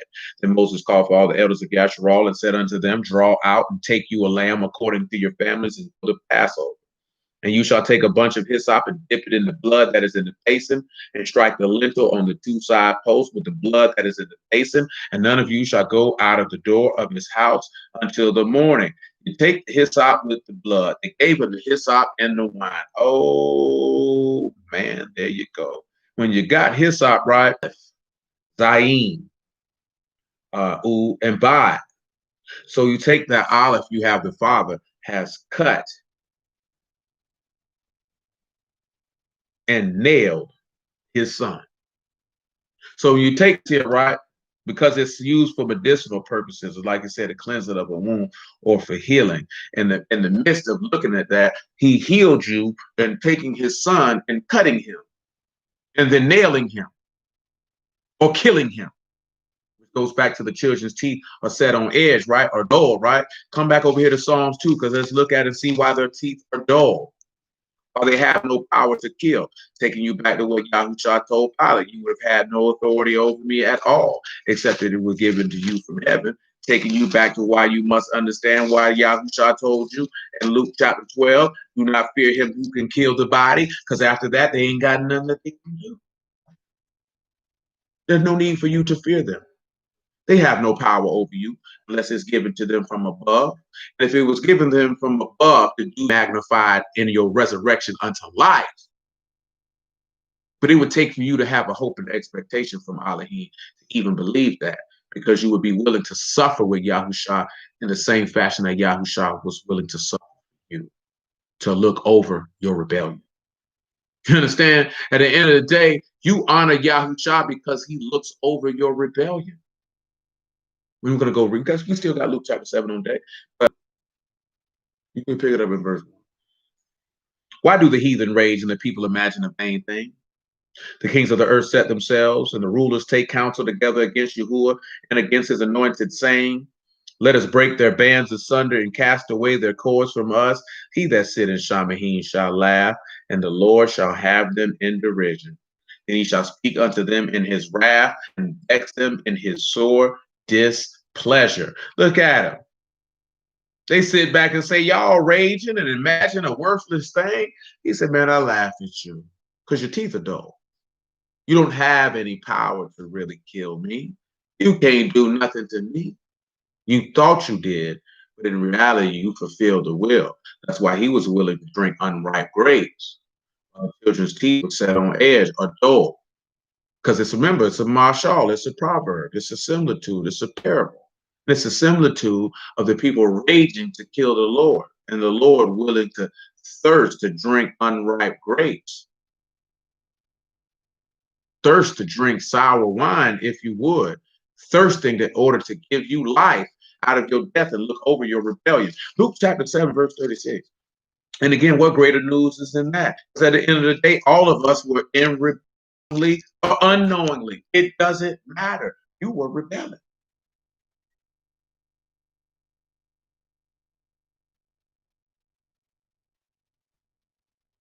Now, I'll tell you this here, right? It's a lot of content creators that's in that, for lack of a better term, red pill space. That'd be like, it's certain things that they don't feel like a woman could ever do. As far as like not having sex, things of that nature. And I disagree with that. I only disagree with that for one reason and one reason alone. Because with Elohim, nothing is impossible. I don't believe that there is not a single solitary individual that can not be corrected if they wholly and fully trust in the words of the living Elohim. But again, that has to be qualified, that they wholly and fully trust in the words of the living Elohim. Then it is not possible for them to actually deny the gratification that most brothers feel like women cannot deny. But of course, I'm not just a man who has no discipline and control over himself is not fit to lead a dog to water. You know what I'm saying? Period, point blank. You're not fit to lead a dog to water. If you don't have governing rule over your emotions, over your thoughts, over your actions, over your words, over your mouth, over your decision making, you know what I'm saying? That is not a good sign. And you cannot proclaim yourself to be a man, much less a man of Elohim, which is what all our desire should be to attain to be a son of Elohim, is it not? Luke 7:36. Remember, right? It's the wisdom of a man to prolong his wrath and his esteem to pass over all your rebellion. Luke 7:36. One of the Pharisees desired him that he would eat with him. And when he went into the Pharisee's house and sat down to meat, behold, a woman in the city, which was a sinner, when she knew that Yahushua sat at meat in the Pharisee's house, brought an alabaster box of ointment and stood at his feet behind him, weeping, and began to wash his feet with tears, and did wipe them with the hairs of his head, and kissed his feet, and anointed them with the ointment. Now, when the Pharisee which he had bidden him saw it, he spake within himself, saying, this man, if he were a prophet, would have known who and what manner of woman this is that touched him, for she is a sinner. Yahushua answering said unto him, Simon, I have somewhat to say unto you. He said, Master, say on. There was a certain creditor which had two debtors. The one owed 500 pence and the other 50. And when they had nothing to pay, frankly, he forgave them both. Listen what he said. When they had nothing to pay. See, that takes us right back to that Psalms 49 and that Luke chapter 8. That there's nothing that you can give for the ransom of your brother. And that remember that he has redeemed Yasharal from all his iniquities. A great redemption, as is stated in Psalms 130, because there's forgiveness with him, and he might be feared because it's esteemed to look over your transgression. Remember what he said in John 17, he said, Abba, give me the honor that I had with you before the world was. What was he praying for all of this for? Because he was about, we're going to read it, screw it. Don't even worry about it. Come on with it, right? And when they had, this is Luke 7:42, and frankly, when they had nothing to pay, he frankly gave them both. Tell me, therefore, which of them will love him most? Simon answered and said, I suppose that he to whom he forgave most. And he said unto him, you have rightly judged. He turned to the woman and said unto Simon, see this woman? I entered into your house. You gave me no water for my feet, but she washed my feet with tears and wiped them with the hairs of her head.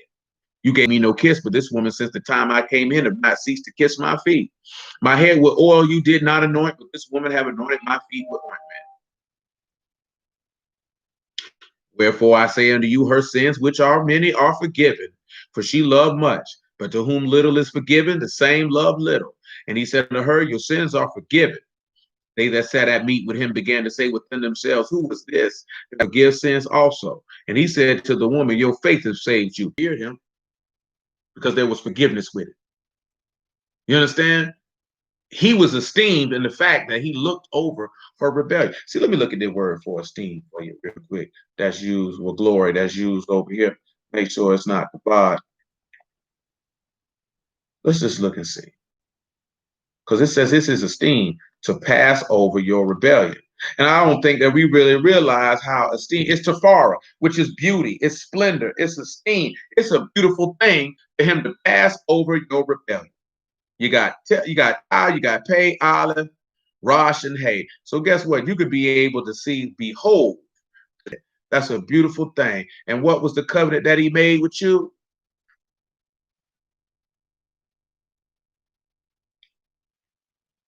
For him to look over your rebellion.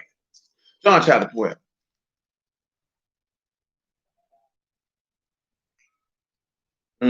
See, Bruce don't want to talk about that because then you're going to have, see, we love to say, I've changed, I got my fringes on, I don't eat my pork, but your heart black, nigga. It's filthy black.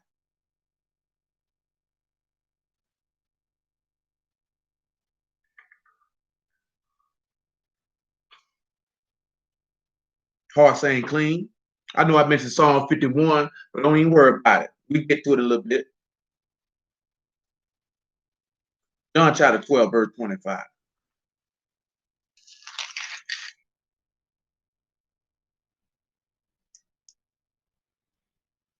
He that love his life shall lose it, and he that hate his life in this world shall keep it unto life eternal. If any man serve me, let him follow me, and where I am, there shall also my servant be. If any man serve me, let him will my Abba honor. Now is my soul troubled. What shall I say? Abba, save me from this hour. And Shamahin saying, I have both esteemed it and will esteem it again. People therefore that stood by and heard of me, but for your sake. Now is the judgment of this world. Now shall the prince of this world be cast out. And if I be lifted up from the earth, will draw all men unto me. John 17. He said that his father honored him. Let's pick this up in 17:1, because it's his honor to pass over rebellion. You don't honor Yahweh. He passed over that. Remember we talked about that first and the last? Isaiah 48. That he blotted out your sins in a cloud, took your transgressions back unto himself. And that man looked over that. You know how many times that we could sit back, we kind of read that, and Nehemiah 9 on Wednesday. You know how many times we could read where this man overlooked your folly? That man overlooked your folly in the wilderness. Remember when he was on the stake, he said, Abba, forgive them. They don't know what they're doing.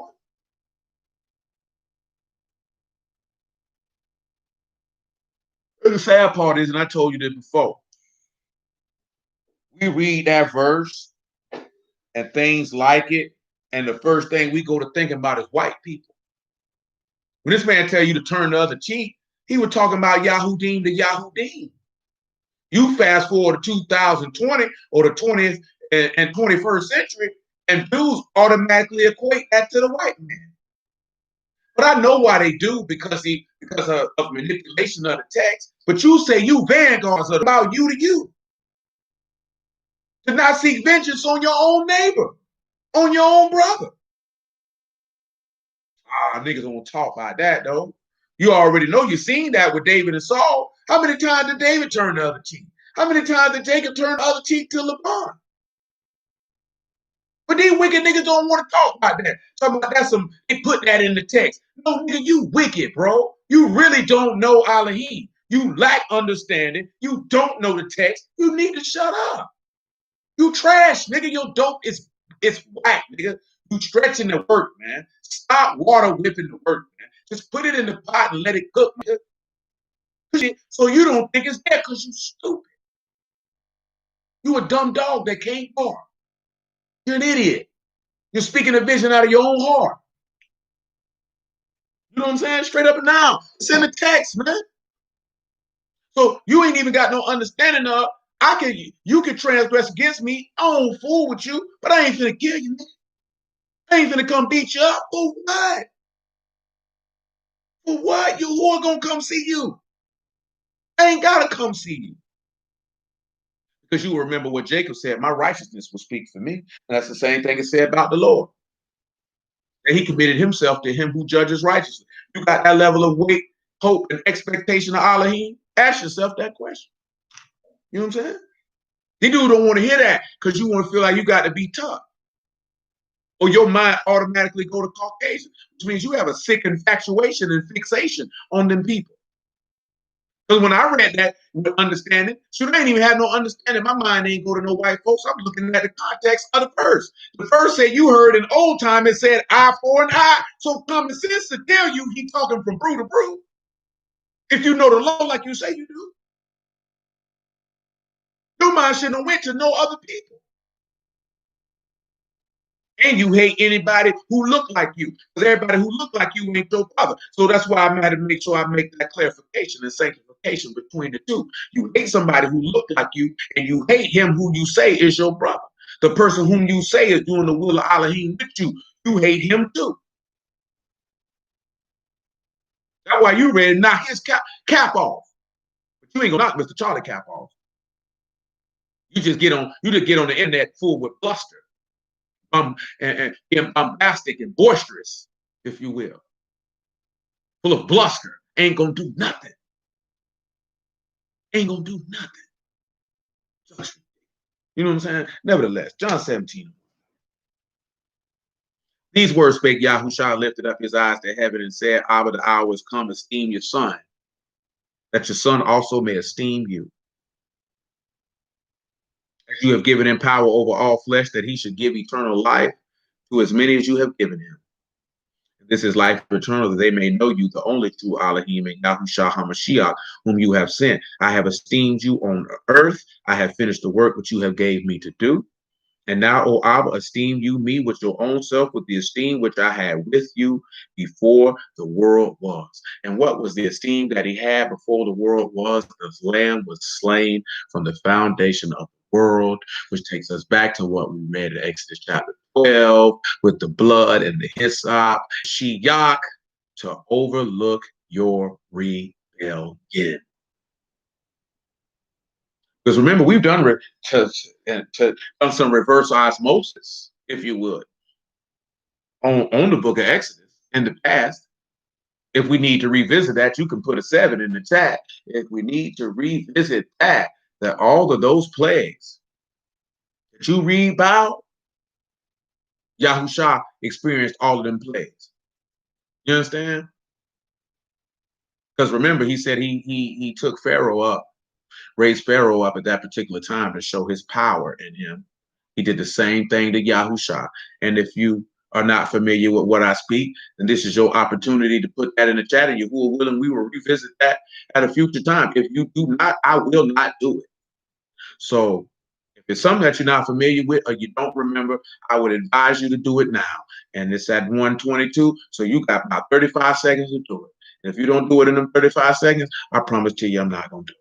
John chapter 17, though. Do I need anything else out of John chapter 17? Do not. So,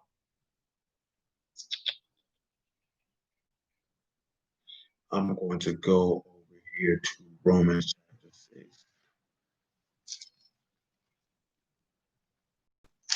Very well, sir. And the time is up and now. So nobody said nothing, so we won't do it. Romans chapter 6, verse 19.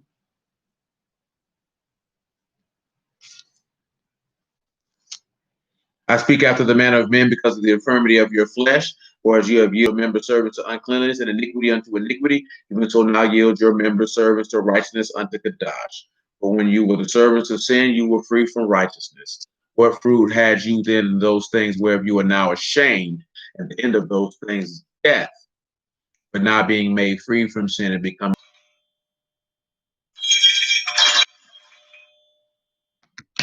very well then.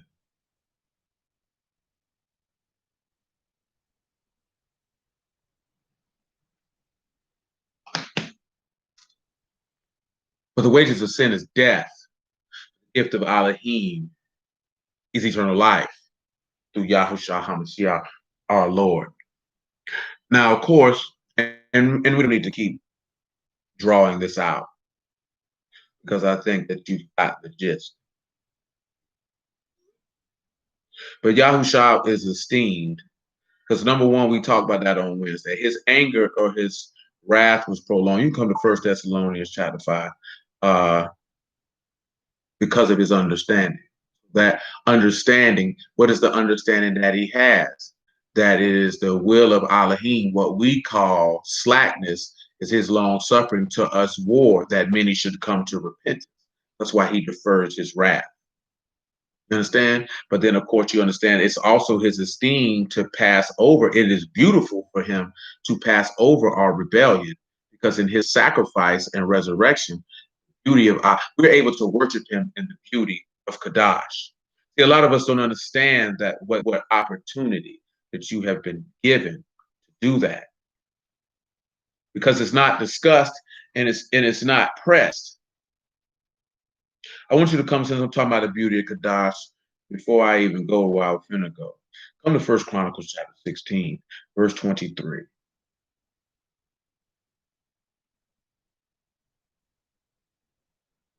First Chronicles chapter 16, verse 23. I know we were 30 minutes behind, so I'm not gonna press it too far. So bear with me. First Chronicles chapter 16 and verse 23.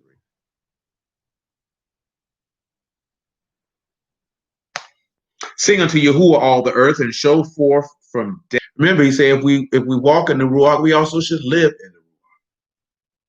So show forth and remember, he that shall make you free, you shall be free indeed.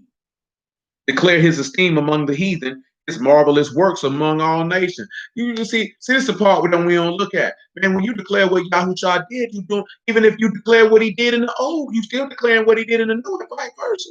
Man, look at, man, you supposed to let these people know what Yahuwah did, man. They supposed to know.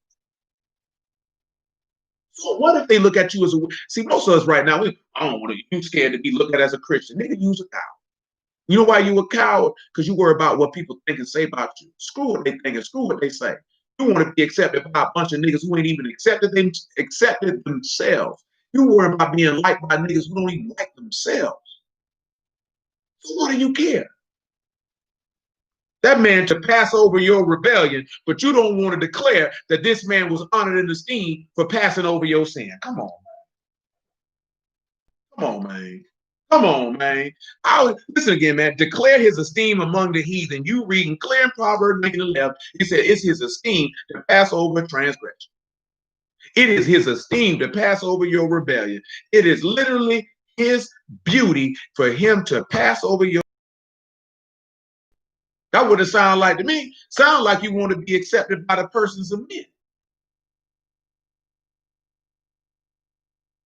Sound like you want to tell me, oh yeah, death, burial, and resurrection, and Yahushua HaMashiach, nigga. What do you mean? What do you mean?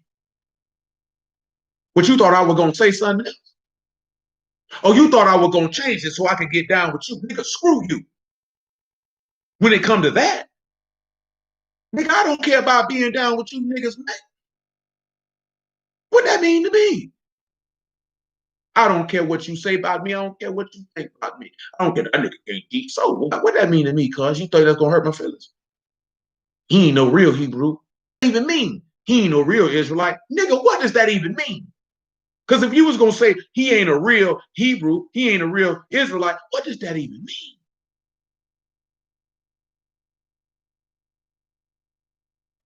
John Hill, man, you know that's.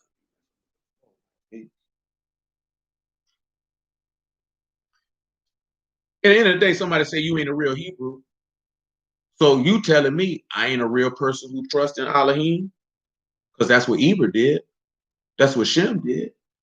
That's what Abraham did. Oh, he ain't a real Israelite. So Jacob trusted and hoped in Elohim. What do you mean? You sound like a fool. I mean, you don't even know the men who you professing that you say you birthed from. They even look at their conduct. How dare you ain't of that man's seed, nigga? He was a fraud, a charlatan, a shyster, and a buffoon. Nevertheless, declare his esteem among the heathen, his marvelous works among all nations. For great is Yahuwah, greatly to be praised. He is also to be feared above all gods. For all the gods of the people are idols. For Yahuwah have made the heavens. Esteem and honor and in his strength and gladness are in his place. Do you see this here, right? That man say glory and honor in his presence. Let's look at that. Just a brief synopsis. You know what I'm saying? It's in his presence. That's why he tell you, why do you seek honor one from another and not the honor that comes from Elohim only? Because that's what's in Elohim presence. God glory, God hold, splendor, majesty. That's what's in his presence. You know, you're dealing with majesty, you're dealing with kings. And of course, Hadar for honor. So you got more honor and splendor and majesty. That's what's in his face, in his presence, in the panim. That's what's in his face. And strength and awe is, and Oz is for strength, and Kadava is for gladness or joy. That's what's in his place. These dudes be tripping, man. You know, Macomb is a place. That's your post, your office, your room, your standing place. Remember, we've been talking about right, ready to take your stand. That's what ready to take your stand is about. If you don't took your stand, the strength and gladness of Elohim should be where you standing at.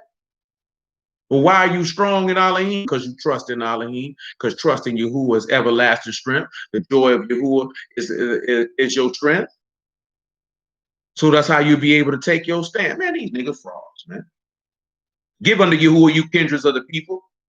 Give unto Yahuwah esteem and strength. Give unto Yahuwah the esteem due unto his name. Remember, it is the esteem of a man to pass over a transgression.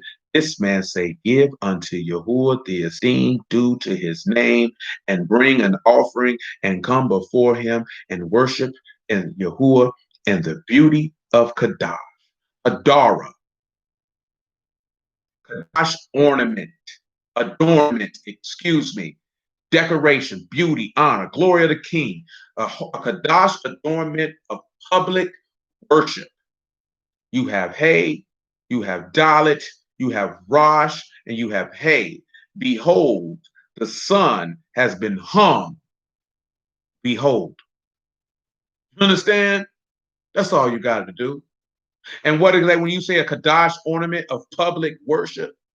Because when you have adorned yourself with the Ruach HaKadosh, for public bowing down, because worship is to bow down and to give reverence. You worship Elohim in the beauty of Kadash. You have adorned yourself with the Ruach HaKadosh. You have put on your garments that they always made white. Because this man, it is his esteem. You can't put that on unless he overlooked your rebellion. You can't even put it on unless he overlooked your rebellion. I want you to come over, grab you 1 Thessalonians 5. I'm going to get to that in just a second. I think I got one more for the beauty.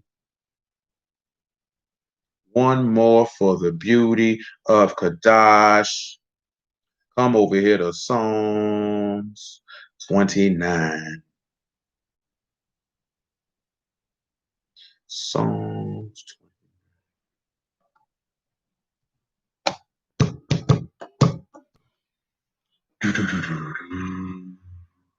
Psalms 29 and 1. Give unto Yahuwah, O you mighty, give unto Yahuwah esteem and strength. Give unto Yahuwah esteem due unto his name. Worship Yahuwah and the beauty of Kadash. You already got that. The voice of Yahuwah is upon the waters. The Elohim of esteem, thunder.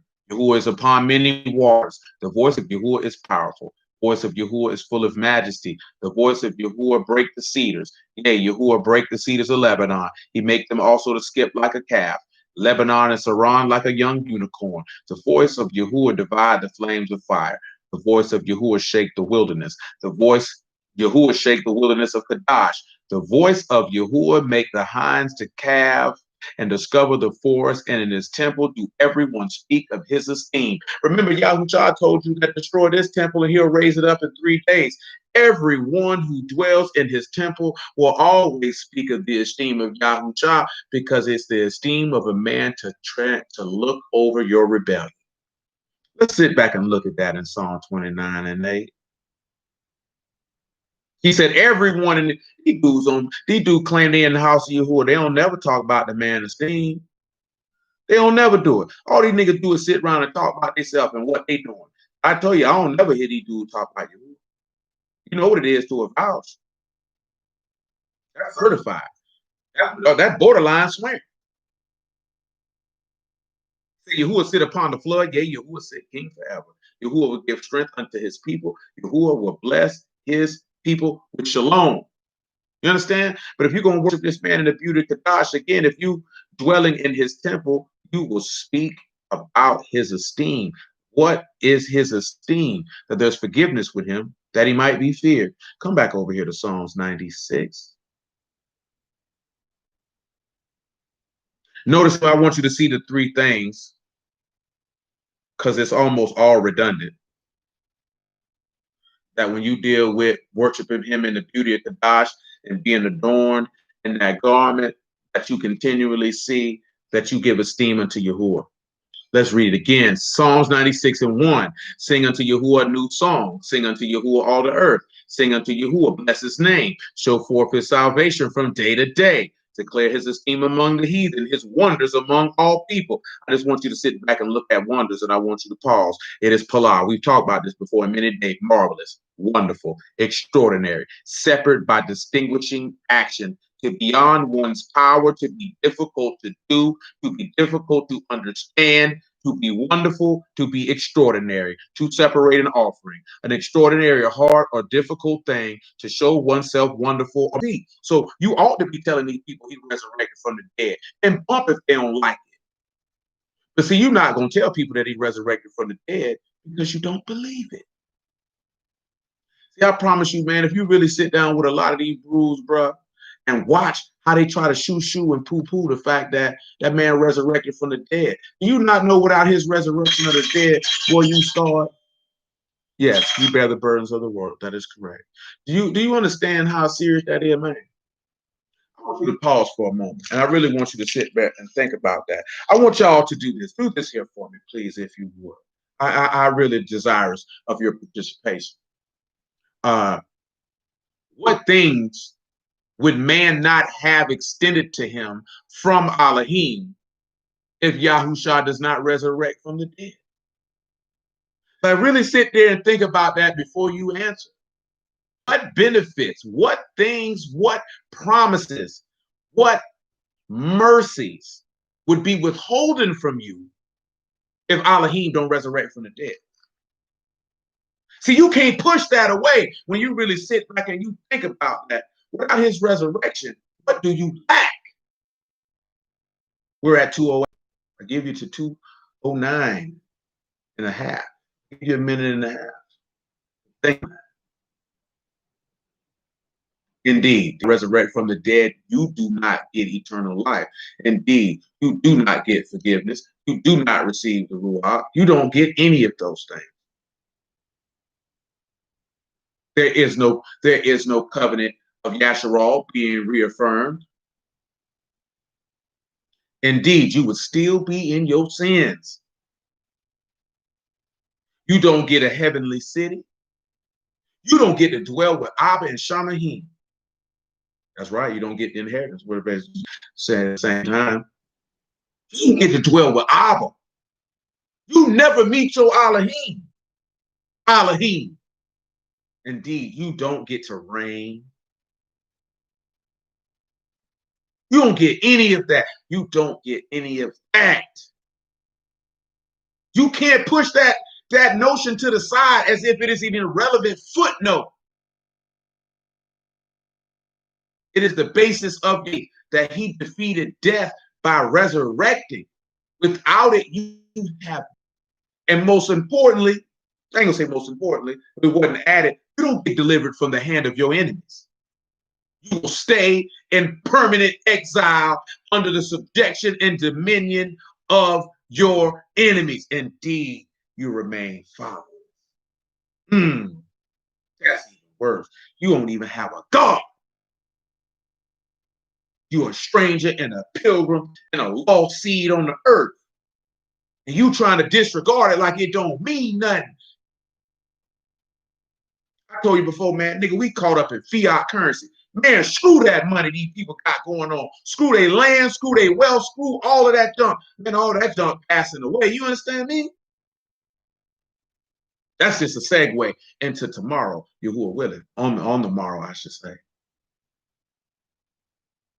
That don't mean nothing, my G. Because if this man resurrected from the dead, you dead and you in your sins. No kingdom, no redemption, physically or spiritually. You ain't got no father. You ain't got no inheritance. You don't get no ruach. You don't get nothing. You don't get the riches of Elohim from Shamahim. You get nothing but a stupid look and a dumb face. So you have to declare that work. It is the most important work that any man has ever done in the history of the earth. No one has done a greater work than Yahusha dying and resurrecting from the dead. That man said, I lay down my life of myself, and my Abba give me power to pick it up again. No man take it from me because I lay it down on myself, and I pick it up the same. That man said the good shepherd give his life for the sheep. We want to talk about it like it ain't nothing. We want to talk about it like it's irrelevant. Oh, he did that to make. Hey, he did that to fulfill law, sacrifice, and all. But at the end of the day, really understand what he did it for. To pass over your rebellion.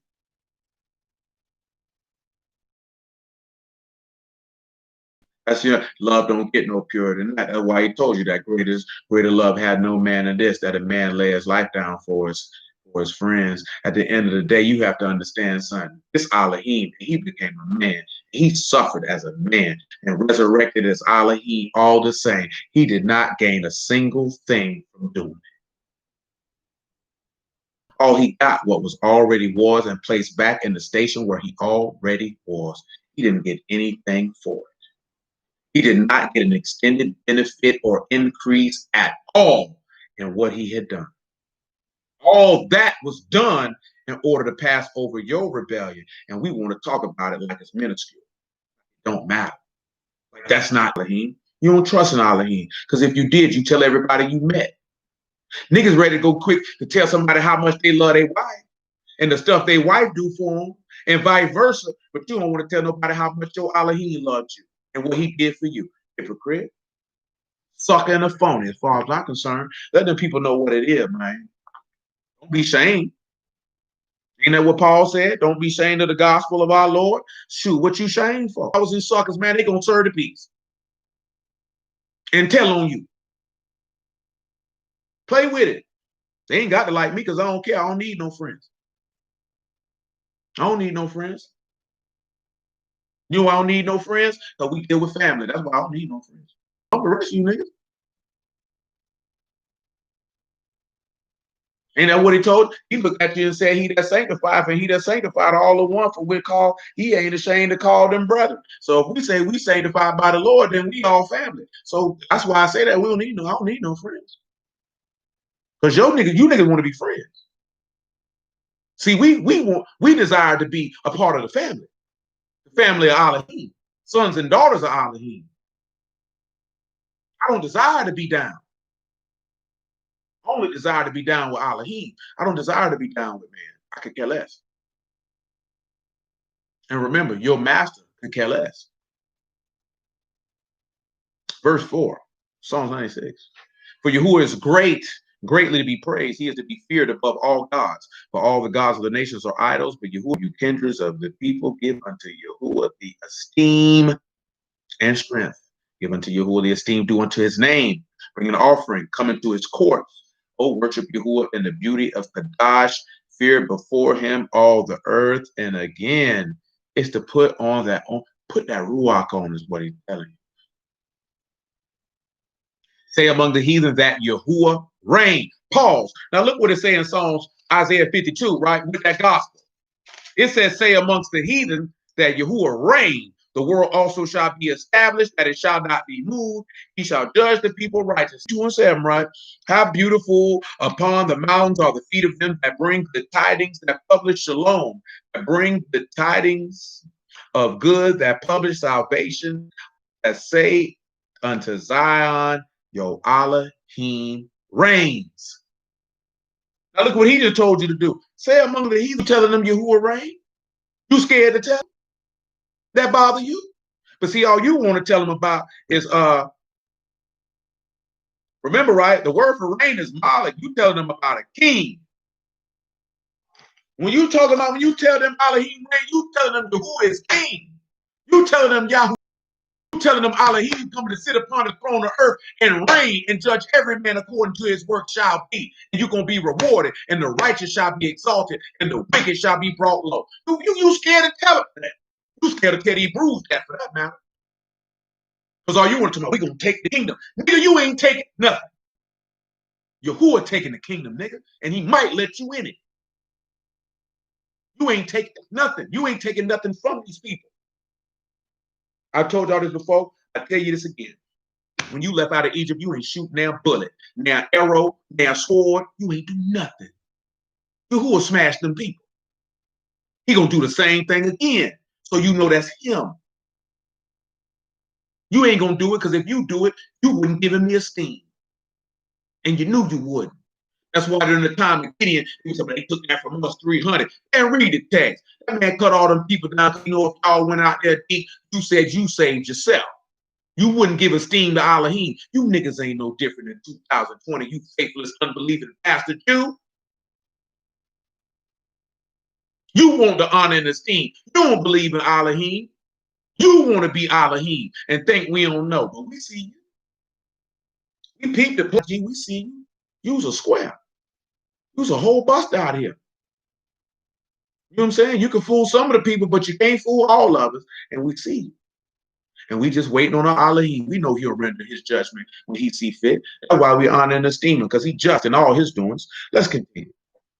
Let the heavens rejoice, and let the earth be glad. Let the sea roar and the fullness thereof. Let the field be joyful and all that is therein. Then shall all the trees of the wood rejoice before Yahuwah, for he come to judge the earth. He shall judge the world with righteousness and the people with his truth. He coming to judge the people with his faith, with the Amunah. That's why he told you, will he find faith when he come on the earth, like we read in Luke 18? That's what he coming to judge the people with. A lot of these niggas going to hell, cuz. Well, he judging the people with the faith, with the firmness and steadfastness and the reliability of the word. 1 Thessalonians 5, man, we get out of here. That's ugly right there for a lot of people. That is ugly right there for a lot of people.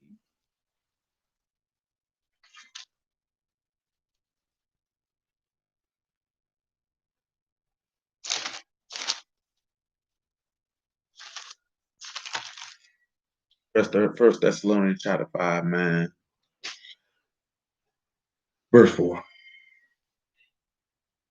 But you, brethren, are not in darkness, that the day should overtake you as a thief. You are all the sons of light, and you are the sons of the day. We are not of the night nor of the darkness. Therefore, let us not sleep as do others, but let us watch and be sober. For they that sleep, sleep in the night, and they that be drunken are drunken in hope of salvation. For Elohim have not appointed us to wrath, but to obtain salvation by our Lord Yahushua HaMashiach, who died for us, that whether we wake or sleep, we should live together with him. Wherefore, comfort yourselves together and edify one another, even as also you do. So, hallelujah for Yahushua. So, the key component of what we're looking at this evening is that it is the discretion of a man to prolong his wrath, and it is his esteem or his beauty to overlook your rebellion. So basically, it is the esteem and honor for Yahushua through his understanding to prolong wrath, to not destroy everyone, to look over your rebellion so that you might know that there's forgiveness with him, that you might fear him, that mercy is always with him, and that he will ransom you from your iniquities. All of this is because he loved you, but most importantly, that you're supposed to declare this, to let people know that your Elohim reigns, and to let that honor and esteem know that you might worship him in the beauty of Kadash, because the beauty of the separation is the Ruach HaKadosh, because that is your beautiful adornment. So adorn yourselves. Put on the righteousness, which is clean and white, which is the fine linen, which is the righteousness of the saints. Adorn yourself that you might worship him. You can't worship him in the beauty of Kadash, you don't put it on. You can't do it. But again, I bless y'all at the house of Yahuwah, name of Yahushua. I appreciate your time. You know, y'all can say a little prayer for Mom Dukes. Mom Dukes got to go have some surgery. It's not a negative thing. Her heart's stronger than the pacemaker. So her heart's stronger than the pacemaker, which is a positive thing. I mean, so praise be to Yahuwah for that. So that's what you got to do. Small, quick surgery. Nothing too expensive.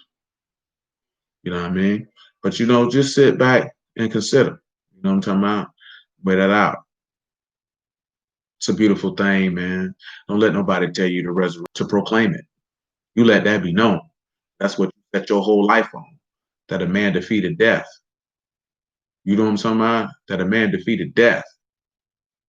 And through him, you can defeat it. You're not ashamed of that. And you're not ashamed of that. I told you, man, Buddy was upset when I told him that.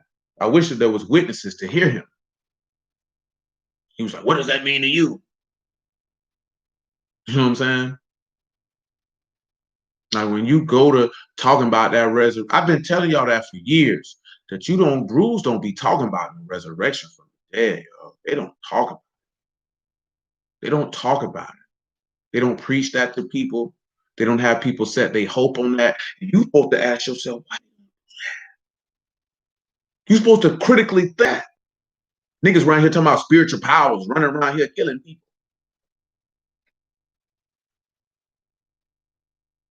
Niggas really be around here talking like they gonna be Thanos or Wolverine or something. But ain't nobody talking about, yo, man, this man defeated death, bro. I know I'm a resurrection from the dead.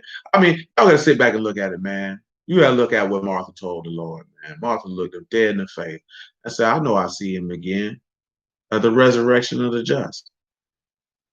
That's literally, that wasn't even no thought in her mind as if that was something that was just boom. Now, of course, you know, it had to be in her heart, and she believed him because he had already been going around telling them people that. How y'all think she knew about the resurrection of the dead? Where do you think she got that information from? Where do you think she heard that from? She heard it from. I didn't want y'all to see what Martha said.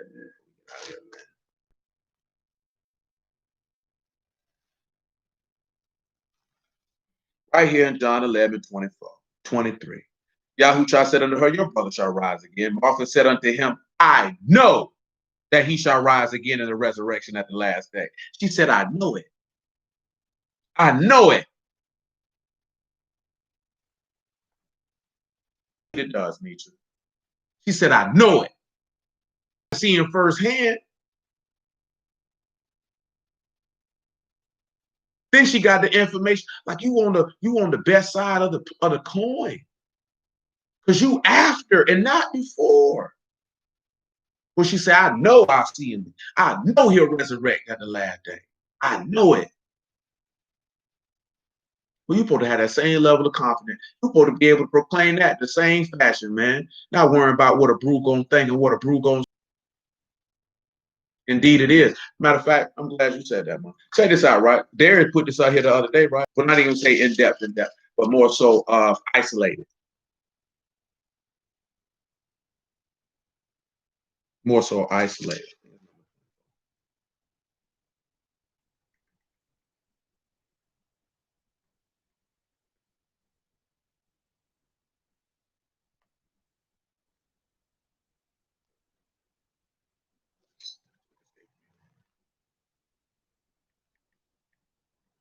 Like it's hope in Yahushua's resurrection. You don't have no expectation of hope in anything else.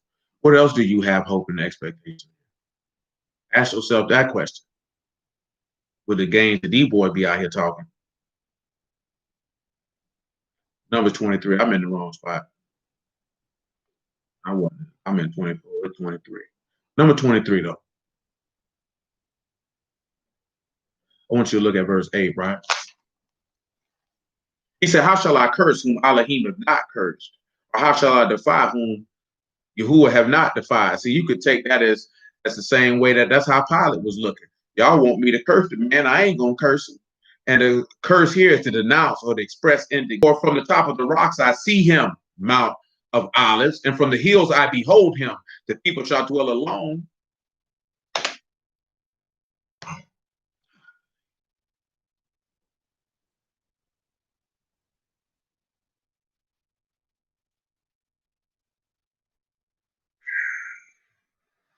People shall dwell alone and shall not be reckoned among the nations. Remember, that's the sheep and the goats in Matthew 25. You ain't gonna be counted amongst them people.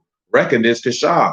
You're not worried that one there or accounted or esteemed with the nations. He said, who can count the dust of Jacob and number the fourth part of Yasharal? Listen to what he says. Let me die the death of the righteous and let my last end for death. So let my soul die the death of the righteous. Righteous is Yashar, which is upright, but let what you see, let my last end be like his. And I guess you know it is Akareth, which is the word that is for the first and the last, or the after part, the end, the latter time of a future event. You know what happened at the last. He resurrected from the dead. Whether in Hebrew and English, it all says the same, that you are willing to die the death of Yahushua, that your last end would be like his, which is to resurrect from the dead. Now, that's in the law. So these niggas, these brews say they know the law and they know all this stuff, but they don't know that this man is in Numbers. Balaam is prophesying to let him die the death of the righteous, that his last end might be like his. What a righteous man is talking about. You know that. That's what we have to understand, so they ain't supposed to know. And you ought to rejoice and let that be known. But again, blessings out the house of you who are naming Yahushua. Man, I appreciate your time.